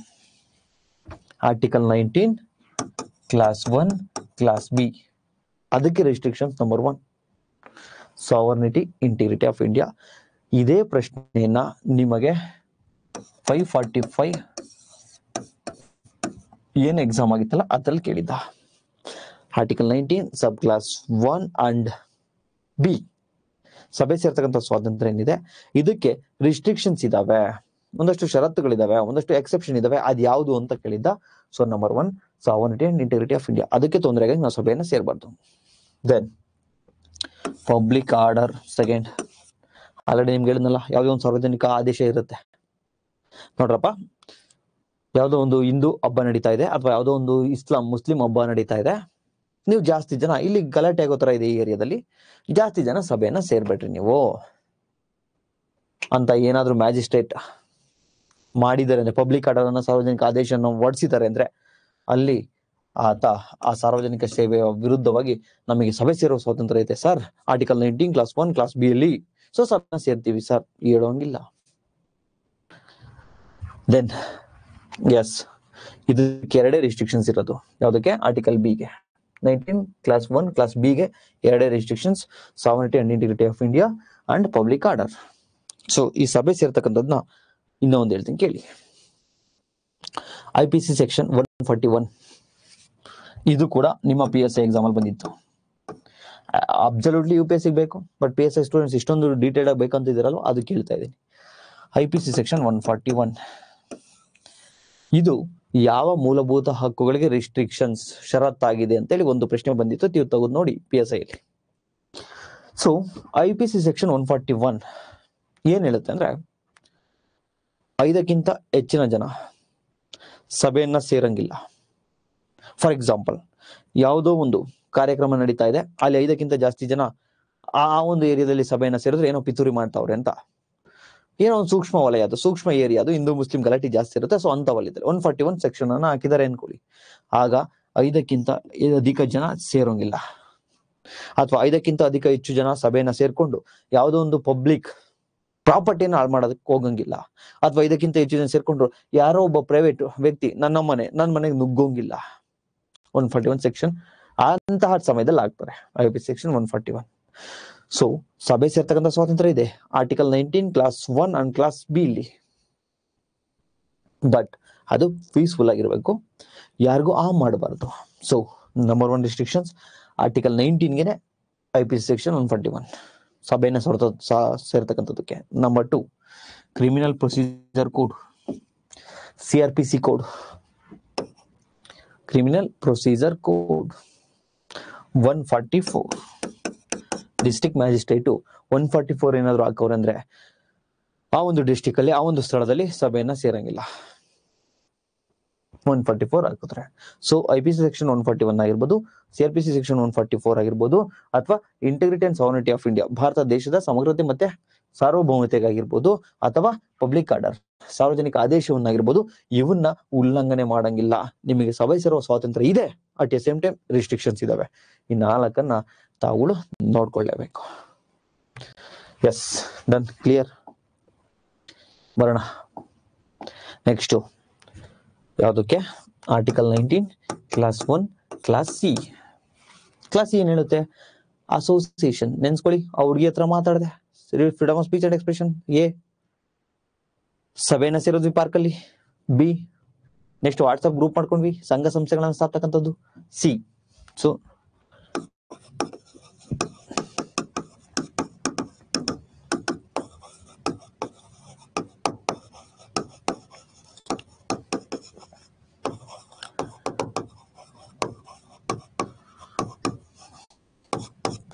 ಸಂಘ ಸಂಸ್ಥೆಗಳನ್ನ ಸ್ಥಾಪಿಸುವುದು, ಅದಕ್ಕೂ ರಿಸ್ಟ್ರಿಕ್ಷನ್ಸ್ ಇದಾವೆ. ಸಂಘ ಸಂಸ್ಥೆ ಸ್ಥಾಪಿಸೋದು ಇದೆ ಅಂತ ಹೇಳಿ ಹೆಂಗಂದ್ರಂಗೆ ಸ್ಥಾಪನೆ ಮಾಡಂಗಿಲ್ಲ. ಯಾವೆಲ್ಲ ರಿಸ್ಟ್ರಿಕ್ಷನ್ಸ್ ಇದೆ ನೋಡ್ತಾ ಹೋಗೋಣ. So first one, sovereignty and integrity of India. Yes, again same. ನಮ್ಮ ಸಾರ್ವಭೌಮತೆಗೆ, ನಮ್ಮ ಐಕ್ಯತೆಗೆ ಧಕ್ಕೆ ಆಗೋ ಥರ ನಾವು ಯಾವುದೇ ಒಂದು ಸಂಘವನ್ನು ಸ್ಥಾಪನೆ ಮಾಡ್ಕೊಳ್ಳೋಂಗಿಲ್ಲ. ಫಾರ್ ಎಕ್ಸಾಂಪಲ್, ನಾನೊಂದು ಸಂಘವನ್ನು ಸ್ಥಾಪನೆ ಮಾಡಿದ್ದೀನಿ, ಇದು ನಮ್ಮ ಸಾರ್ವಭೌಮತೆಗೆ ಧಕ್ಕೆ ಕೊಡ್ತಾ ಇದೆ, ಅದನ್ನ ಕ್ಯಾನ್ಸಲ್ ಮಾಡ್ತೀವಿ, ರಿಸ್ಟ್ರಿಕ್ಷನ್ಸ್ ಆಗ್ತೀವಿ. ಸೊ ನಮ್ಮ ಏಕತೆಗೆ ಮತ್ತೆ ಸಾರ್ವಭೌಮತೆಗೆ ಧಕ್ಕೆ ತಗೊಂಗಿಲ್ಲ. ನಂಬರ್ 1. ಸಾರ್ವಭೌಮತೆ ಅಂದ್ರೆ ಏನು, ಏಕತೆ ಅಂದ್ರೆ ಏನು ಆಲ್ರೆಡಿ ಹೇಳ್ಕೊಟ್ಟಿದ್ದೀನಿ. Number 2, public order. ಅಗೈನ್ ಸಾರ್ವಜನಿಕ ಆದೇಶ. ನಂಬರ್ 2, ಸಾರ್ವಜನಿಕ ಆದೇಶ ಏನಾದರೂ ಇರುತ್ತೆ, ಸೊ ಅದಕ್ಕೆ ವಿರುದ್ಧವಾಗಿ ಸಂಘ ಸಂಸ್ಥೆಗಳನ್ನ ಸ್ಥಾಪನೆ ಮಾಡ್ಕೊಳಂಗಿಲ್ಲ. Number 3, morality. Yes, very good, ಇದು ಇಂಪಾರ್ಟೆಂಟ್. ನೈತಿಕತೆ. ಈಗ ಸಂಘ ಸಂಸ್ಥೆಗಳನ್ನ ಸ್ಥಾಪನೆ ಮಾಡ್ಕೋಬಹುದು ಹಂಗಂತ ಹೇಳ್ಬಿಟ್ಟು ಬೆಂಗಳೂರಲ್ಲೇ ಆಗಿತ್ತು ಲಾಸ್ಟ್ ಜಾನ್ವರಿಲಿ ನ್ಯೂ ಇಯರ್ ಸೆಲೆಬ್ರೇಷನ್ಗೆ ಸಂಘ ಸಂಸ್ಥೆಗಳಂದ್ರೆ ಅಂದ್ರೆ ನಥಿಂಗ್ ಬಟ್ ಈಗ ವಾಟ್ಸ್ಆಪ್ ಗ್ರೂಪ್ ಮಾಡ್ಕೊಂಡು ಅದೋ ಒಂದು ಸಂಘ ಸಂಸ್ಥೆ ರಿಜಿಸ್ಟರ್ ಆಗಿರಲ್ಲ ಅಷ್ಟೇ. ಒಂದು ಆ ರೀತಿ ಟೆಲಿಗ್ರಾಮ್ ಒಂದು ಸಂಘವನ್ನ ಸ್ಥಾಪನೆ ಮಾಡ್ಕೊಂಡಿದ್ರು, ನಥಿಂಗ್ ಬಟ್ ಒಂದು ಗ್ರೂಪ್ ಅನ್ನ ಮಾಡ್ಕೊಂಡಿದ್ರು. ಯಾವ ತರ ಗ್ರೂಪ್ ಅಂದ್ರೆ ಅದು ವೈಫ್ ಎಕ್ಸ್ಚೇಂಜ್, ವೈಫ್ ಸ್ವ್ಯಾಪಿಂಗ್ ಅಂತ ಹೇಳಿ. ವೈಫ್ ಸ್ವ್ಯಾಪಿಂಗ್ ನಿಮ್ ಪೇಪರ್ ಅಲ್ಲಿ ನೋಡಿರ್ತೀರ ಅನ್ಸುತ್ತೆ, ಟಿವಿ ನಲ್ಲಿ ನೋಡಿರ್ತೀರ ಅನ್ಸುತ್ತೆ. ಬೆಂಗಳೂರಲ್ಲಿ ಅದನ್ನ ಹಿಡ್ಕೊಂಡ್ರು, ಅವ್ರನ್ನೆಲ್ಲ ಹಿಡಿದ್ರು. ಸೊ ಸಂಘ ಸಂಸ್ಥೆ ಸ್ಥಾಪಿಸ್ತಕ್ಕಂಥ ಸ್ವಾತಂತ್ರ್ಯ ಇದೆ. ಹಂಗಂತ ವೈಫ್ ಸ್ವ್ಯಾಪಿಂಗ್ ಅಂದ್ರೆ ಸಿಂಪಲ್, ಅವನ ಹೆಂಡತಿ ಕರ್ಕೊಂಡ್ಬರೋದು, ಇವನ ಹೆಂಡತಿ ಕರ್ಕೊಂಡ್ಬರೋದು, ಇವನ ಹೆಂಡತಿ ಅವನು, ಅವನ ಹೆಂಡತಿ ಇವನು, ಈ ರೀತಿ ವೈಫ್ ಅನ್ನ ಸ್ವಾಪ್ ಎಕ್ಸ್ಚೇಂಜ್ ಮಾಡ್ಕೊಳ್ತಕ್ಕಂಥದ್ದು. ಇದು ಅವ್ರಿಷ್ಟ. ಸಂಘ ಸಂಸ್ಥೆಯನ್ನು ಸ್ಥಾಪನೆ ಮಾಡ್ಕೊಂಡಿದ್ದಾರೆ, ಅದಕ್ಕೊಂದು ಗ್ರೂಪ್ ಮಾಡ್ಕೊಂಡಿದ್ರು. ಬಟ್ ಒಂದು ರಿಸ್ಟ್ರಿಕ್ಷನ್ಸ್ ಇದೆ, ಮೊರಾಲಿಟಿ, ನೈತಿಕತೆ ವಿರುದ್ಧವಾಗಿದೆಯಲ್ವಾ ಅದು. ಸೊ ಆ ರೀತಿ ಸಂಘ ಸಂಸ್ಥೆಗಳನ್ನ ಸ್ಥಾಪನೆ ಮಾಡೋಂಗಿಲ್ಲ ನೈತಿಕತೆಯ ಆಧಾರದ ಮೇಲೆ. ನೆಕ್ಸ್ಟ್, ಈ 3 ಹೇಗೆ ಸಂಘ ಸಂಸ್ಥೆಗಳನ್ನ ಸ್ಥಾಪನೆ ಮಾಡ್ಕೊಳ್ಳೋದಕ್ಕೆ ರಿಸ್ಟ್ರಿಕ್ಷನ್ಸ್ ಇದೆ. ಆರ್ಟಿಕಲ್ 19 ಕ್ಲಾಸ್ 1 ಕ್ಲಾಸ್ ಸಿ, ಅದಕ್ಕೆ ರಿಸ್ಟ್ರಿಕ್ಷನ್ಸ್ 3. ದೆನ್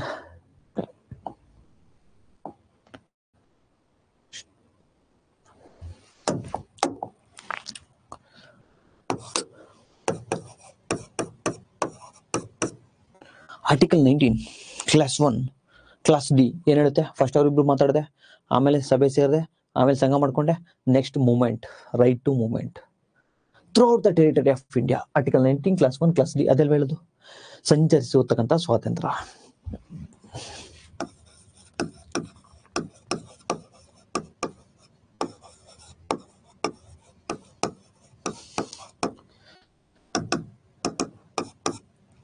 ಸಂಚರಿಸುವ ಸ್ವಾತಂತ್ರ್ಯ.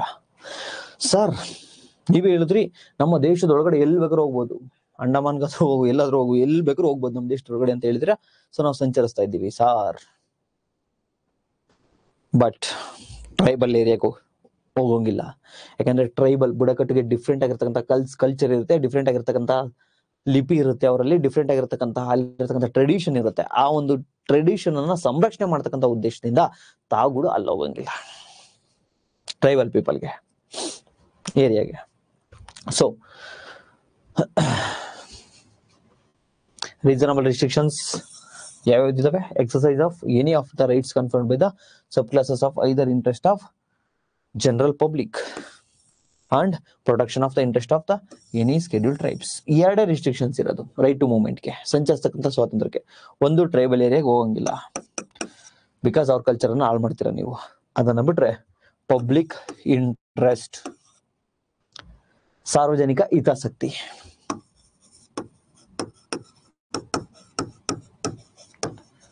ಸಾರ್ವಜನಿಕ ಹಿತಾಸಕ್ತಿಗೆ ವಿರುದ್ಧವಾಗಿ ನೀವೆಲ್ಲೂ ಹೋಗಂಗಿಲ್ಲ. It means sir right to movement and article 19 clause 1 clause D ಸಂಚರಿಸ್ತಕ್ಕಂಥ ಸ್ವಾತಂತ್ರ್ಯ ಇದೆ ನನಗೆ, ಅದು ಇಂಡಿಯಾ ಒಳಗಡೆ ಎಲ್ಲಿ ಬೇಕಾದ್ರೂ ಹೋಗ್ಬೇಕು ಅಂತ ಹೇಳಿದೀರಾ.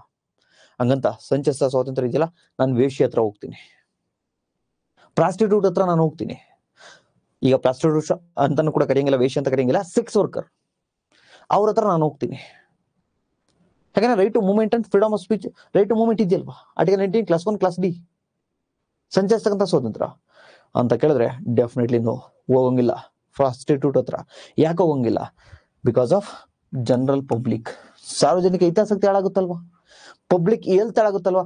ಅವಳ ಹತ್ರ ಹೋಗಿ ನನಗೆ ಏಡ್ಸ್ ಬಂದು, ನನ್ನಿಂದ ನನ್ನ ಹೆಂಡತಿಗೆ ಏಡ್ಸ್ ಬಂದು, ಅವಳಿಂದ ಇನ್ನೊಬ್ಳಿಗೆ ಬಂದು, ಈ ರೀತಿ HIV ಸ್ಪ್ರೆಡ್ ಆಗ್ಬೋದಲ್ವಾ. ಸೊ ಸಾರ್ವಜನಿಕ ಹಿತಾಸಕ್ತಿ ಅನುಗುಣವಾಗಿ ಯಾವುದೇ ಮೆಟ್ರೋ ಬರಲಿ ಹೋಗೋ ಆಗಿಲ್ಲ. So long story short, article 19 clause 1 clause D, it says about right to movement throughout the territory of India. ಭಾರತದ ಭೂಪ್ರದೇಶದೊಳಗಡೆ ಎಲ್ಲಿ ಬೇಕಾದ್ರೂ ಹೋಗ್ಬೋದು, ಫಾರಿನ್ಗಲ್ಲ. ಫಾರಿನ್ಗೆ ಹೋದ್ರೆ ಆರ್ಟಿಕಲ್ 21. ಸೊ ಆದ್ರೂ ರೀಸನಬಲ್ ರೆಸ್ಟ್ರಿಕ್ಷನ್ಸ್ ಇದಾವೆ. ನಂಬರ್ 1 ಒಂದು ಸ್ಕೆಡ್ಯೂಲ್ ಟ್ರೈಬ್ಸ್, ಯಾವುದೊಂದು ಬುಡಕಟ್ಟು ಜನಾಂಗದ ಅವ್ರಿಗೆ ಎಫೆಕ್ಟ್ ಆಗಂಗಿಲ್ಲ. ನಂಬರ್ 2 ಸಾರ್ವಜನಿಕ ಆದೇಶ, ಸಾರ್ವಜನಿಕ ಹಿತಾಸಕ್ತಿ, interest of public, general public. ಅದ್ರ ವಿರುದ್ಧವಾಗಿ ನಾವು ಹೋಗಂಗಿಲ್ಲ. ದೆನ್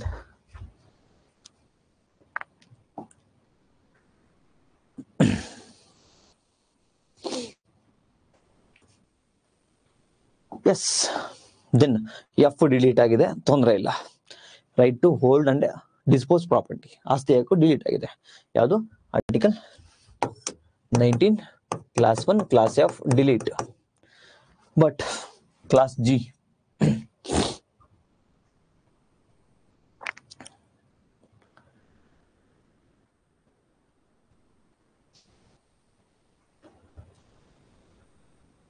ಕ್ಲಾಸ್ ಜಿಗಿನ ಮುಂಚೆ ಒಂದು ಬಿಟ್ಟಿದೀವಿ ಅನ್ಸುತ್ತೆ. ಈ ಹೋಪ್ ನಿಮಿಷ ನೋಡ್ತೀನಿ.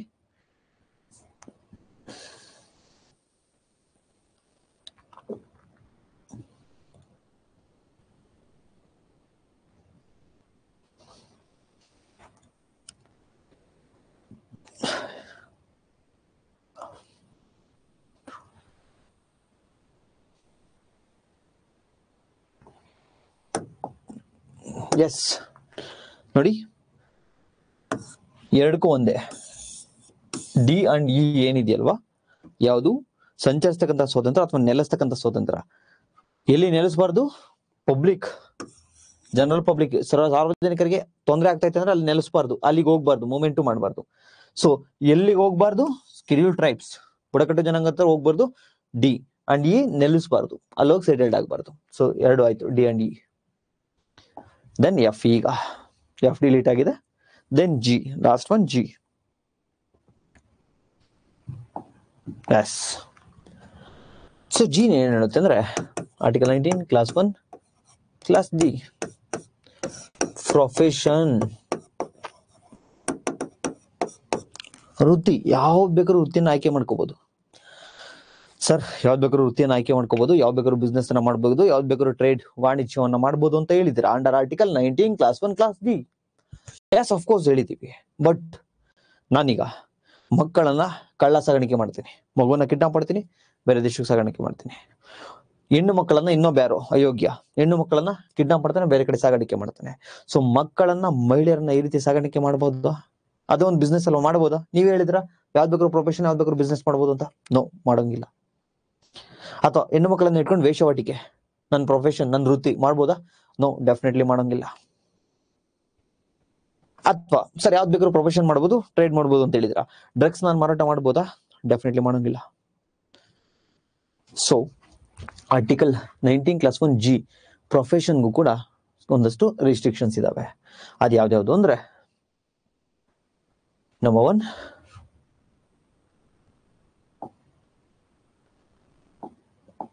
nothing subclass G said class shall affect the operations of the existing law so far imposes prevent state from making the imposing the interest of general public. Yes, first one, general public.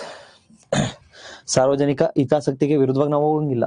It means ಮಕ್ಕಳನ್ನ, ಮಹಿಳೆಯರನ್ನ ವೇಷವಾಟಿಕೆಗೆ ದೂಡೋಂಗಿಲ್ಲ, ವೃತ್ತಿಯನ್ನ start ಮಾಡ್ಬೋದು ಅಂತ ಹೇಳಿ. ಅದು ಪಬ್ಲಿಕ್ಗೆ ತೊಂದರೆ ಅಲ್ವಾ, ಸಾರ್ವಜನಿಕ ಹಿತಾಸಕ್ತಿಗೆ ವಿರುದ್ಧವಾಗಿದೆಯಲ್ವಾ. Next,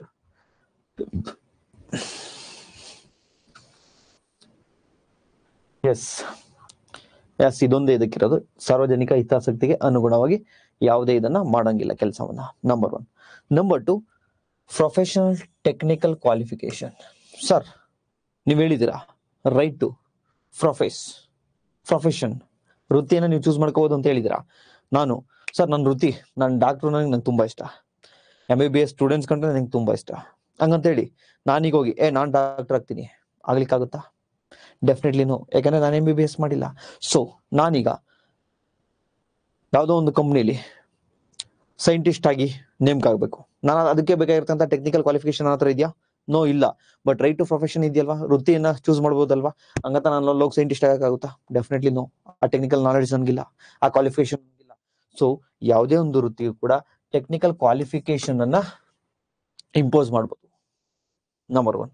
number 2, carrying by the state or corporations owned by the controlled by the state or any trade business industry services whether the exclusions are complete partial citizens otherwise. Yes. So long story short, ಕಳೆದ 1 hour ಇಂದ ನಾವೇನ್ ನೋಡಿದ್ವಿ ಅಂದ್ರೆ article 19 provides 6 rights regarding to the freedom.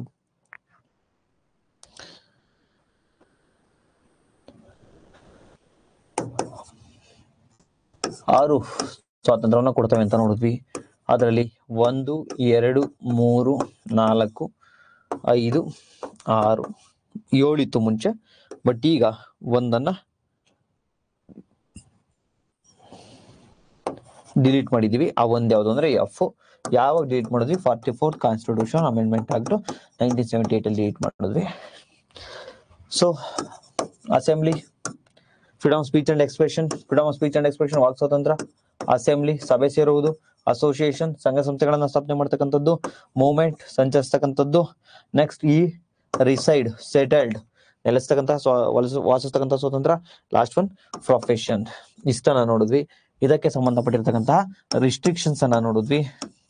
So ಇಲ್ಲಿಗೆ article 19 complete. ಯಾರಿಗಾದ್ರೂ ಏನಾದ್ರು doubt ಇದ್ರೆ ದಯವಿಟ್ಟು ಕೇಳ್ಬೋದು. ಸಂಜಯ್ ಸರ್ ಫಸ್ಟ್ ಕ್ಲಾಸಿಗೆ ಜಾಯ್ನ್ ಆಗಿದ್ದೀರಾ, ದಯವಿಟ್ಟು ನಮ್ಮ ಹಳೆಯ ಕ್ಲಾಸ್ಗಳನ್ನ ನೋಡ್ಕೊಂಡು ಬನ್ನಿ. ನೋಟ್ಸ್ ಕೊಡಲ್ವಾ ಏನ್ರಿ ಸರ್? ನೋಡಿ, ಇಂಡಿಯನ್ ಕಾನ್ಸ್ಟಿಟ್ಯೂಷನ್ಗೆ ನನ್ನ ಉದ್ದೇಶ ಇರ್ತಕ್ಕಂಥದ್ದು, ನೀವು PSI ಆದ್ರೆ ಸರಿಸುಮಾರು 20ರಿಂದ 25 ಪ್ರಶ್ನೆ ಬರ್ತವೆ. ನೀವು UPSC ಸ್ಟೂಡೆಂಟ್ಸ್ ಆದ್ರೆ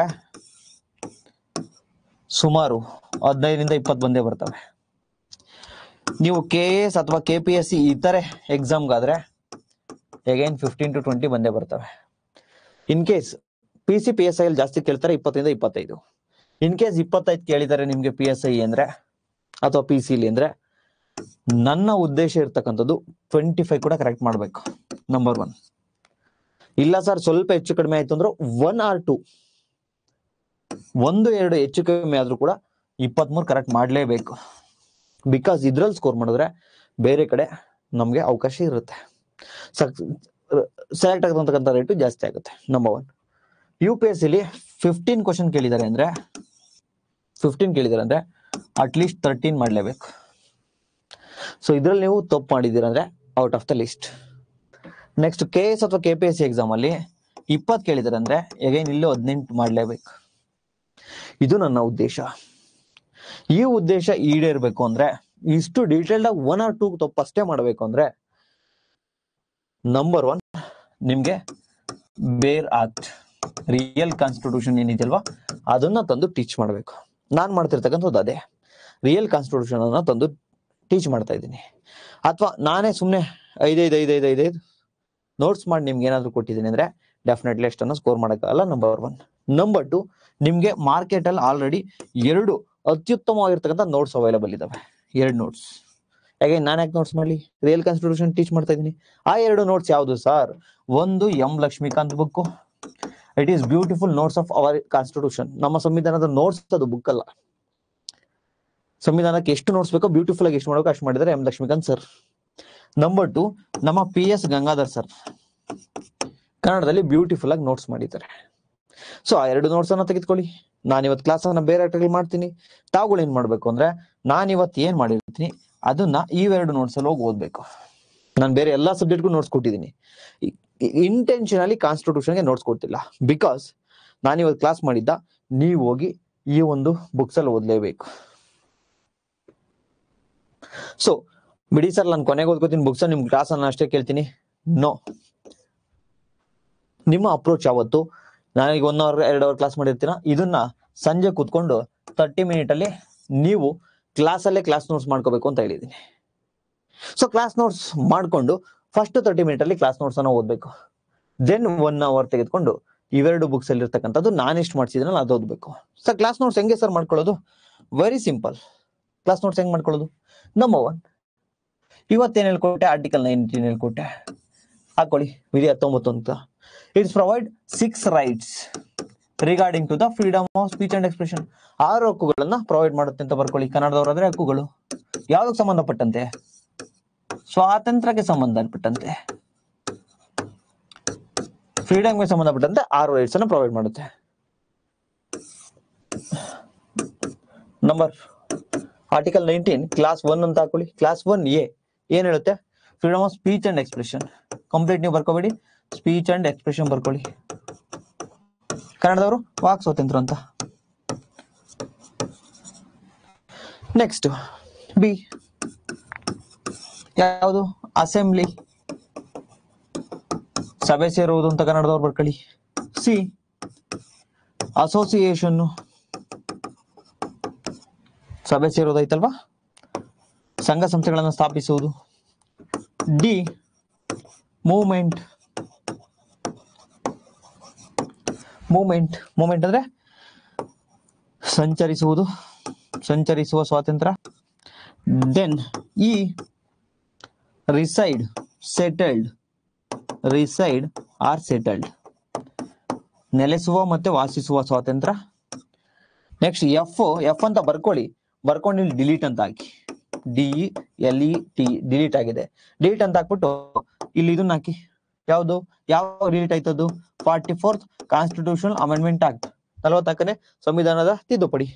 ಸೊ ಎಲ್ಲಾಯ್ತು? 1978 ಆಯ್ತು.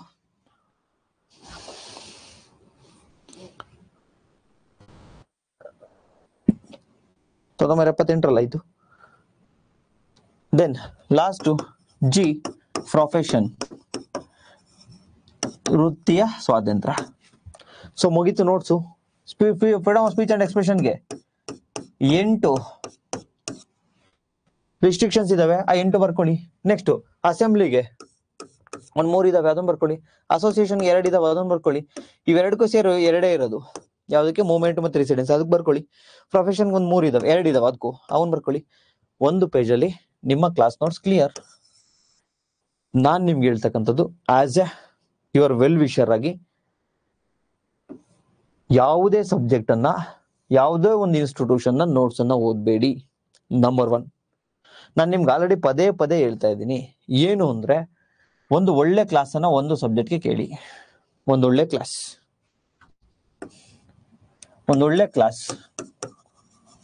ಕೇಳಿ, ನಿಮ್ಮ ಕೈಯಾರೆ ಕ್ಲಾಸ್ ನೋಟ್ಸ್ ಅನ್ನ ಬರ್ಕೊಳ್ಳಿ. ಯಾರ್ದಾದ್ರೂ ಇಸ್ಕೊಂಡು ಕಾಪಿ ಮಾಡಬೇಡಿ. ಯಾರೊಬ್ಬ ನನ್ನ ಸ್ಟೂಡೆಂಟ್ಸು ಭವ್ಯಂಗ್ ಕೇಳಿದ್ನಂತೆ, ನನ್ಗೆ ನಂಬರ್ ಕೊಡು ಅಂತ ಹೇಳಿದೆ, ಅವ್ರು ಕೊಡ್ಲಿಲ್ಲ. ಏನು ಎಕನಾಮಿ ಅಷ್ಟು ನೀಟಾಗಿ PDF ನೋಟ್ಸು ಕೊಟ್ಟಿದ್ದೀನಿ, ಆ ನೋಟ್ಸ್ ಒಳಗಡೆ ನೀವು ಬರ್ಕೊಳ್ಳಿ ಅಂತ ಹೇಳಿದೀನಿ. PDF ನೋಟ್ಸ್ ಒಳಗಡೆ ನಾನು ಏನೋ ಎಕ್ಸಾಂಪಲ್ ಕೊಟ್ಟರೆ ಬರ್ಕೊಳ್ಳಿ ಅಂತ.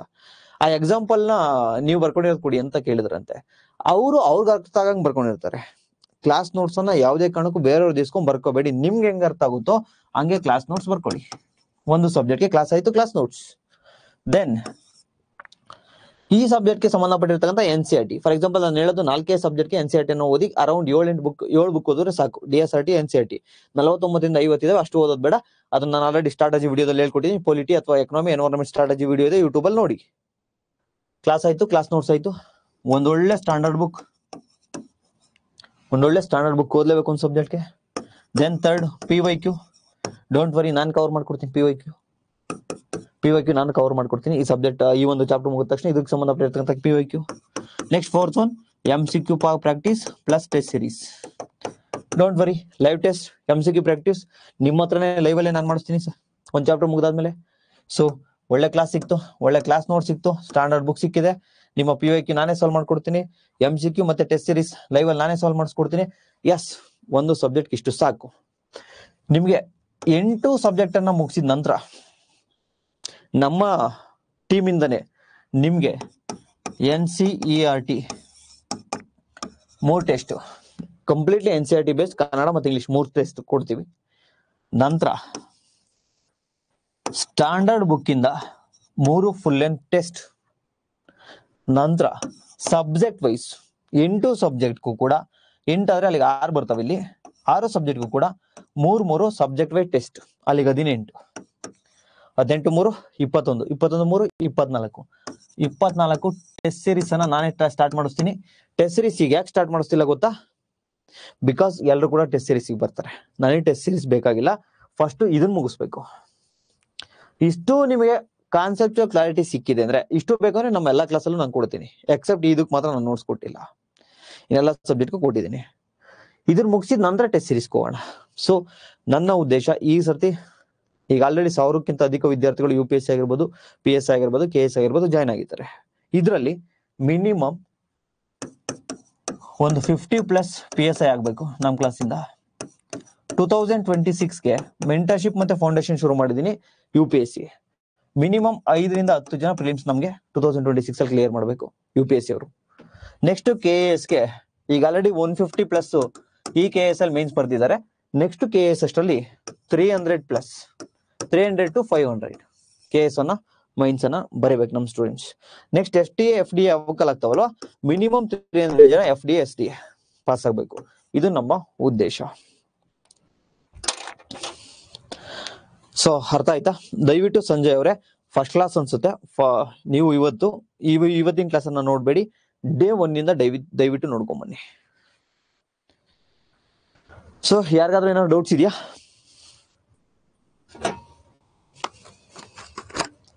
ಬೇರೆ ಎಲ್ಲಾ ಸಬ್ಜೆಕ್ಟ್ಗೂ ನೋಟ್ಸ್ ಕೊಟ್ಟಿದ್ದೀನಿ ನಾನು, ಇಂಟೆನ್ಷನಲಿ ಇದು ಕೊಡ್ತಾ ಇಲ್ಲ.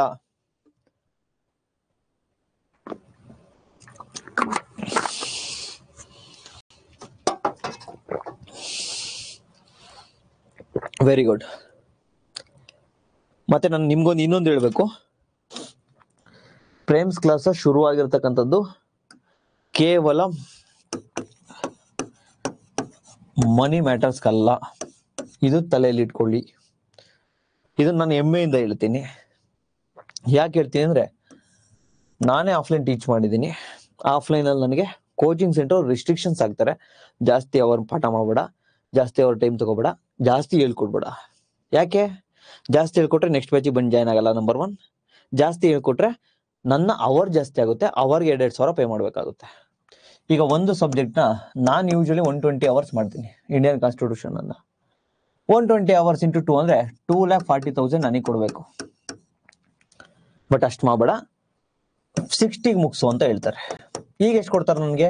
1,20,000. ಇಲ್ಲಿಗೆ ನನಗೂ ಲಾಸ್ ಆಗ್ಲಿಲ್ಲ, ನಾನು ಮಾಡಿರೋ ಅಷ್ಟಕ್ಕೆ ಇಸ್ಕೊಂಡ್ ಬಂದಿದ್ದೀನಿ. ಲಾಸ್ ಆಗೋ ಸ್ಟೂಡೆಂಟ್ಸ್ಗೆ. ಇದು ಬಹುತೇಕ ಕೋಚಿಂಗ್ ಸೆಂಟರ್ ಅಲ್ಲಿ ನೀವು ಅನುಭವಿಸ್ತೀರಾ. ನಾನು ಇಲ್ಲಿ ಆ ರೀತಿ ಮಾಡ್ತಾ ಇಲ್ಲ.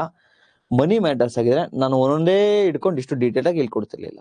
ಯಾಕೆಂದ್ರೆ 1 ಅವರ್ಗೆ ಕ್ಲಾಸ್ ಮಾಡ್ಲಿಕ್ಕೆ ಸ್ಟುಡಿಯೋ ರೆಂಟು ಅದು ಇದು 1,500 ರೂಪಾಯಿ ಪರ್ ಅವರ್ಗೆ. ನಾನು ಎಷ್ಟಾದ್ರೂ ತೊಂದರೆ ಇಲ್ಲ, ನಿಮಗೆ ಮಾಡಿಸ್ತಾ ಇದ್ದೀನಿ. ನಂಬರ್ 1. ನಂಬರ್ 2, 1 lakh ಪ್ಲಸ್ ಏನ್ ಕೊಡ್ತೀರಾ UPSC students, same coaching, compromise ಇಲ್ಲ ಕಂಟೆಂಟ್ ಅಲ್ಲಿ. ನೀವು ಆಲ್ರೆಡಿ ಕ್ಲಾಸಸ್ ಅನ್ನ ನೋಡಿದಿರಾ. NCERT ಕವರ್ ಆಗಿರುತ್ತೆ, ಸ್ಟ್ಯಾಂಡರ್ಡ್ ಸೋರ್ಸ್ ಕವರ್ ಆಗುತ್ತೆ, PYQ ಕವರ್ ಆಗುತ್ತೆ, ಲೈವ್ ಟೆಸ್ಟ್ ಇರುತ್ತೆ. ಇಷ್ಟು ಸೇರಿ ಜಸ್ಟ್ 3,000+ಗೆ ನೆಕ್ಸ್ಟ್ 4,400+ಗೆ ಇಟ್ಟಿದ್ದೀವಿ. 1 ಲಕ್ಷದ್ದು 4,000 ಇಟ್ಟಿದ್ದೀವಿ. ಅದು PC ಕೋರ್ಸ್ ಆದ್ರೆ ಬರೀ 3,000, 3,300. KS ಕೋರ್ಸ್ ಆದ್ರೆ 3,500. PSI ಕೋರ್ಸ್ ಆದ್ರೆ ಪೇಪರ್ 1 ಇನ್ಕ್ಲೂಡ್ ಮಾಡಬೇಕು. ಸೊ 4,400. ನಂಬರ್ 1.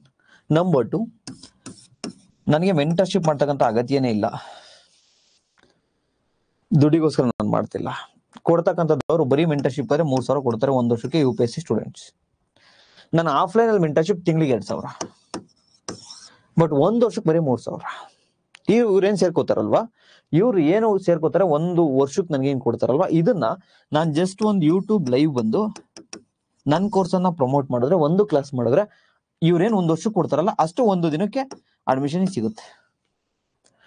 1 ದಿನಕ್ಕೆ ದುಡಿಯೋದನ್ನ 1 ವರ್ಷ ನಾನು ಅವ್ರಿಗೆ ಹೇಳ್ಕೊಡ್ತೀನಿ ಅಂತ ಹೇಳ್ತೀನಿ. ಬಿಕಾಸ್ ಆಫ್ ರೈಟ್ ಮೆಂಟರ್ಶಿಪ್ ಬೇಕು, ರೈಟ್ ಗೈಡೆನ್ಸ್ ಬೇಕು ಅಂತಕ್ಕಂತಹ ಉದ್ದೇಶ. ಅಂಡ್ ತಮಗೆ ಗೊತ್ತಿಲ್ಲ, ನಾನು ಹೇಳೂ ಇಲ್ಲ, ತುಂಬಾ ಜನಕ್ಕೆ, ಎಷ್ಟು ಜನ ಕೇಳಿ ನಮ್ಮ ಸ್ಟೂಡೆಂಟ್ಸ್ ಇದ್ದಾರೆ, ಎಷ್ಟು ಜನಕ್ಕೆ ಸರ್ ನನ್ನ ಕೈಲಿ 1,000 ರೂಪಾಯಿ ಕಟ್ಟಕ್ಕಾಗಲ್ಲ, ಆಯ್ತು ಬಿಡಿ 1,000 ರೂಪಾಯಿ ನಾನೇ ಕಟ್ತೀನಿ ಅಂತೇಳಿ ಎಷ್ಟು ಜನಕ್ಕೆ 1,000 ರೂಪಾಯಿ ಡಿಸ್ಕೌಂಟ್ ಮಾಡಿದ್ದೀನಿ. ಸರ್ ನನಗೆ 500 ಕಟ್ಟಕ್ಕಾಗ್ತಿಲ್ಲ, ನಾನೇ ಕಟ್ತೀನಿ ಬಿಡಿ. ಸರ್ ನನಗೊಂದು 700 ಕಟ್ಟಕ್ಕಾಗ್ತಿಲ್ಲ, ನಾನೇ ಕಟ್ತೀನಿ ಬಿಡಿ. ಎಷ್ಟು ಜನ ಕೊಟ್ಟಿದ್ದೀನಿ ಕೇಳಿ ನೋಡಿ ನಮ್ಮ ಸ್ಟೂಡೆಂಟ್ಸ್ನ. ಇದೆಲ್ಲ ಯಾಕೆ ಹೇಳ್ತಾ ಇದ್ದೇನೆ ಅಂದ್ರೆ, ಮನಿ ಉದ್ದೇಶ ಅಲ್ಲ, ನನಗೆ ಬೇಕಾಗಿರ್ತಕ್ಕಂಥದ್ದು ನಿಮ್ಮ ರಿಸಲ್ಟ್, ನಿಮ್ಮ right way of approach. Non believe ಮಾಡಿರೋದು ಶಾರ್ಟ್ ಕಟ್ ಲೈಫಲ್ಲಿ ಯಾವ ಒಂದು ಫೀಲ್ಡ್ ಅಲ್ಲೂ ಸಕ್ಸಸ್ ಆಗಲ್ಲ. ಫಾರ್ ಎಕ್ಸಾಂಪಲ್ ಮ್ಯಾರಥಾನ್ ಕ್ಲಾಸ್ ಆಗಿರ್ಬೋದು, ರಿವಿಷನ್ ಕ್ಲಾಸ್ ಆಗಿರ್ಬೋದು, ಹೈ ಯೀಲ್ಡಿಂಗ್ ಏರಿಯಾಸ್ ಆಗಿರ್ಬೋದು, ಇವೆಲ್ಲವೂ ಕೂಡ ರಿವಿಷನ್ಗೆ ಅಷ್ಟೇ. ಆಲ್ರೆಡಿ ಚೆನ್ನಾಗಿ ಓದಿರೋರ್ಗೆ. ಫಸ್ಟ್ ಟೈಮ್ ನೀವು ಇದೆಲ್ಲ ಬಿಟ್ಟು ಇಲ್ಲಿಗೆ ಬಂದ್ರೆ ವರ್ಕ್ ಆಗಲ್ಲ. You should read author books. Money ಏನೇ ಆಗಿರ್ಲಿ, ನಮ್ದು ನಿಮ್ದು ಸಂಬಂಧ ಫೈನಾನ್ಷಿಯಲಿ ಅಲ್ಲಿರ್ಲಿ, ಬಟ್ ನಿಮ್ಮ ಸಂಬಂಧ ಹೇಗಿರ್ಬೇಕು ಅಂದ್ರೆ, ನಿಮ್ಮ ಗೋಲ್ ಅಚೀವ್ ಮಾಡ್ಲಿಕ್ಕೆ ನಾವು ಪೂರಕವಾಗಿರ್ಬೇಕು. ಯಾವುದೇ ಒಂದು ಕೋಚಿಂಗ್ ಸೆಂಟರ್ ಅಲ್ಲಿ ನೀವು ನೋಡಿ, ನಿಮ್ಮ ಕೋಚಿಂಗ್ ಮುಗಿತಾ ಅವತ್ತಿಗೆ ಲಾಸ್ಟ್ ನಿಮ್ಮನ್ನು ಮಾತಾಡ್ಸಲ್ಲ ಅವರು. ನಾನೇ ಮೈಸೂರಲ್ಲಿ ಹೋಗಿ ಟೀಚ್ ಮಾಡ್ತೀನಿ, ಮೈಸೂರು ಬೆಂಗಳೂರು ಬಹುತೇಕ 7-8 ಇನ್ಸ್ಟಿಟ್ಯೂಷನ್ ಟೀಚ್ ಮಾಡಿದ್ದೀನಿ. ನಾವು ಹೋಗ್ತೀವ, ಕ್ಲಾಸ್ ಮುಗಿಸ್ಕೋತೀವಿ, ಬರ್ತೀವಿ, ಯಾರಿಗೂ ತಲೆ ಕೆಡಿಸ್ಕೊಳ್ಳಲ್ಲ. ಬಟ್ ನಾವು ಇಲ್ಲಿ ಹಂಗ್ ಮಾಡ್ತಿಲ್ಲ. ಅಂಡ್ ದಿನಕ್ಕೆ 1000+ ಮೆಸೇಜ್ ಬರುತ್ತೆ. ಸಾಧ್ಯ ಆದ್ರೆ ರಿಪ್ಲೈ ಕೊಡ್ತೀನಿ, ಇಲ್ಲ 1 ವಾರ 2 ವಾರ ಲೇಟ್ ಆಗುತ್ತೆ. ಬಿಲೀವ್ ಮೀ, ನನ್ನ ಬರ್ಡೇ ವಿಶಸ್ ಏಪ್ರಿಲ್ 6 ಅಲ್ಲಿ ವಿಶ್ ಮಾಡಿದ್ದಾರೆ. ಬರ್ಡೇ ಆಗಿ ಹೆಚ್ಚು ಕಮ್ಮಿ 2.5 ತಿಂಗಳಾಗ್ತಾ ಬಂತು, ಇನ್ನ ಅವ್ರಿಗೆ ರಿಪ್ಲೈ ಮಾಡಕ್ ಆಗಿಲ್ಲ. ನಾನು ಅವ್ರಿಗೆ ರಿಪ್ಲೈ ಮಾಡ್ಲಿಕ್ಕೆ ಏನೇನೋ ಕಳ್ಸಿದ್ದಾರೆ, ನನಗೆ ಚಂದ ನನಗೆ ಖುಷಿ ಆಗಂತಕ್ಕಂತಹ ವಿಷಯಗಳನ್ನ ಕಳ್ಸಿದ್ದಾರೆ. ಬಟ್ ಅದಕ್ಕೆ ಈಗಲೇ ರಿಪ್ಲೈ ಮಾಡೋ ಅವಶ್ಯಕತೆ ಏನಿಲ್ಲ. ಅದಕ್ಕೆ ಮಾಡಿರೋ ನಡೀತೆ, ಮಾಡ್ಲಿಲ್ಲ ನಡೀತೆ ಅಂತ ಸುಮ್ಮನೆ ಬಿಟ್ಟಿದ್ದೀನಿ. ಯಾವ್ದಾದ್ರು ಎಮರ್ಜೆನ್ಸಿ ಕ್ವಶನ್ಸ್ ಇದ್ರೆ ಆನ್ಸರ್ ಮಾಡ್ತೀನಿ, ಯಾರು ಡೌಟ್ ಇದ್ರೆ ಅದಕ್ಕೆ ಆನ್ಸರ್ ಮಾಡ್ತಾ ಹೋಗ್ತೀನಿ. ಸೊ ಐ ಹೋಪ್ ಅರ್ಥ ಆಗಿದೆ ಅಂತ ಅನ್ಕೋತೀನಿ. Thank you so much for your time. ಇವತ್ತು ಸಾಕು ಇದೆ ಆರ್ಟಿಕಲ್, ಯಾಕೆಂದ್ರೆ ಇವತ್ತೊಂದು ಇಂಪಾರ್ಟೆಂಟ್ ಕೆಲಸ ಇದೆ ನನಗೆ, ಅದನ್ನ ಮುಗಿಸ್ಕೊಂಡ್ಬರ್ಬೇಕು. ನಾಳೆ ಕ್ಲಾಸಲ್ಲಿ ಸಿಗೋಣ. ಅಂಡ್ ನನ್ನ ಕ್ಲಾಸ್ಗೋಸ್ಕರ ವೆಯ್ಟ್ ಮಾಡ್ತಾ ಇರಬೇಡಿ. ಡೈಲಿ 1-2 ಅವರ್ ಅಷ್ಟೇ ನನ್ನ ಕ್ಲಾಸಿಗೆ ಕೊಡಿ. ಸಂಜೆ ಹೋಗಿ 30 ನಿಮಿಷ ನಾನು ಕ್ಲಾಸ್ ಕೊಟ್ಟಿರ್ತಕ್ಕಂಥದ್ದ ಕ್ಲಾಸ್ ನೋಟ್ಸ್ ಅನ್ನು ಓದಿ, ದೆನ್ 1 ಅವರ್ ಆಥರ್ ಬುಕ್ಸ್ ಅನ್ನು ಓದಿ. 8 ಸಬ್ಜೆಕ್ಟ್ ಇದೇ ತರ ಮಾಡೋದ್ರಿಂದ ಸಾಲಿಡ್ ಪ್ರಿಪರೇಷನ್ ಆಗುತ್ತೆ ನಿಮ್ದು ವಿತಿನ್ 5 to 6 ಮಂತ್ ಒಳಗಡೆ. ಸೊ 6 ಮಂತ್ ಆಗೇ ಆಗುತ್ತೆ ನಿಮ್ ಎಲ್ಲ ಎಕ್ಸಾಮು ಕೂಡ ಬರೀಲಿಕ್ಕೆ. ಸೊ ನನ್ನ ಜವಾಬ್ದಾರಿ ನಿಮ್ಮ ಎಕ್ಸಾಮ್. ಸೊ ಇಷ್ಟನ್ನ ಮಾಡ್ತಾ ಬನ್ನಿ. ದೆನ್ ನನ್ನ ಕ್ಲಾಸ್ಗೆ ಇಷ್ಟೇ ಟೈಮ್ ಕೊಡ್ಬೇಕು. ಇದಾದ ನಂತರ ತಾವು ಬೇರೆ ಸಬ್ಜೆಕ್ಟ್ ಅನ್ನ ಇಟ್ಕೊಂಡು ಅಟ್ಲೀಸ್ಟ್ 6 ಅವರ್ ಓದ್ಬೇಕು, 5 to 6 ಅವರ್ ಆದ್ರೂ ಓದ್ಬೇಕು. ವರ್ಕಿಂಗ್ ಪ್ರೊಫೆಷನಲ್ಸ್ ಡೋಂಟ್ ವರಿ, ನನ್ನ ಕ್ಲಾಸ್ ಮೇಲೆ ನೀವು ಡಿಪೆಂಡ್ ಆಗಿ, ತೊಂದರೆ ಇಲ್ಲ. ಬಿಕಾಸ್ ನಿಮಗೆ ಟೈಮ್ ಸಿಗಲ್ಲ, ಏನು ಮಾಡ್ಲಿಕ್ಕಾಗಲ್ಲ.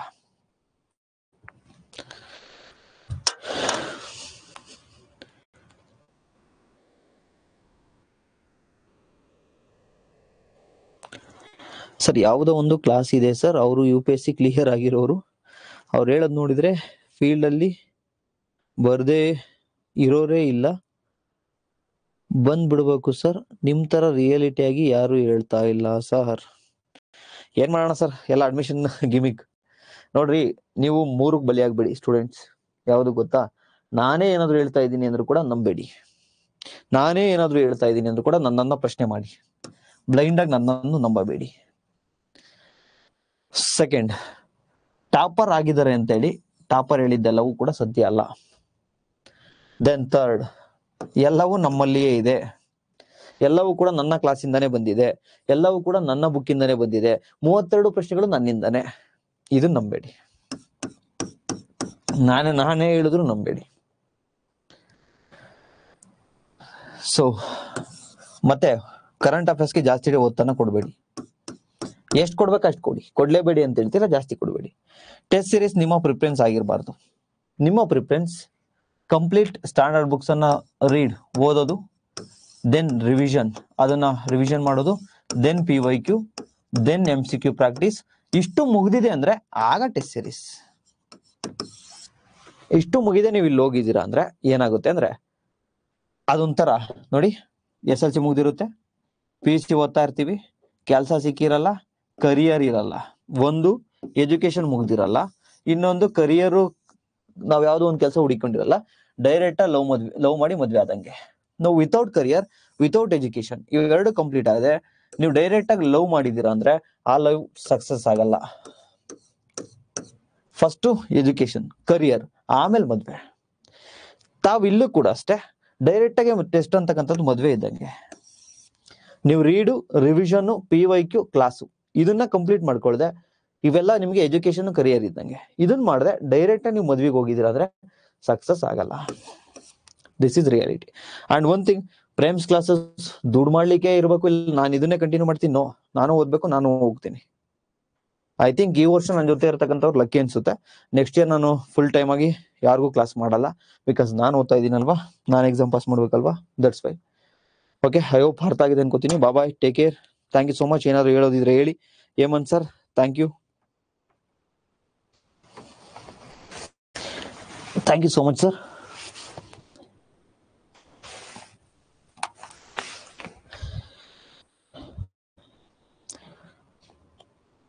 ಅಂಡ್ ನಿಮ್ಮ ಹೊಸ ಸ್ಟೂಡೆಂಟ್ಸ್ ಯಾರು ಇರ್ತಾರಲ್ವಾ, ನಾನು ಯಾವಾಗ್ಲೂ ಹೇಳ್ತಾ ಇರ್ತೀನಿ, ಹೊಸ ಸ್ಟೂಡೆಂಟ್ಸ್ಗೆ ದಯವಿಟ್ಟು ನೀವು ಗೈಡ್ ಮಾಡಿ. ಗೈಡ್ ಹೆಂಗ್ ಮಾಡೋದು ಅಂದ್ರೆ, ಕೋಚಿಂಗ್ ಎಲ್ಲಿ ಚೆನ್ನಾಗಿದೆ, ಕೋಚಿಂಗ್ ಎಲ್ಲಿ ಚೆನ್ನಾಗಿಲ್ಲ, ಯಾರ್ ಕ್ಲಾಸ್ ಚೆನ್ನಾಗಿ ಹೇಳ್ಕೊಡ್ತಾರೆ, ಯಾರ್ ಕ್ಲಾಸ್ ಚೆನ್ನಾಗಿ ಹೇಳ್ಕೊಡಲ್ಲ, ನೀವ್ ಅವ್ರಿಗೆ ಗೈಡ್ ಮಾಡಿದ್ರೆ ಅವ್ರು ಹೋಗಿ ಅಲ್ಲಿ ಅಡ್ಮಿಷನ್ ಆಗಲ್ಲ. ಹಾಗಂತ ನನ್ನ ಹೇಳಿ ಅಂತ ನಾನು ಹೇಳ್ತಿಲ್ಲ. ನಂದು ಯಾವ್ಯಾವ ಚೆನ್ನಾಗಿರಲ್ವೋ ಅದನ್ನು ಸ್ಟೂಡೆಂಟ್ಸ್ ಕೇಳಿ, ಹೇ ಪ್ರೇಮ್ ಸರ್ ಇದು ಚೆನ್ನಾಗಿಲ್ಲ, ಇದು ಚೆನ್ನಾಗಿಲ್ಲ.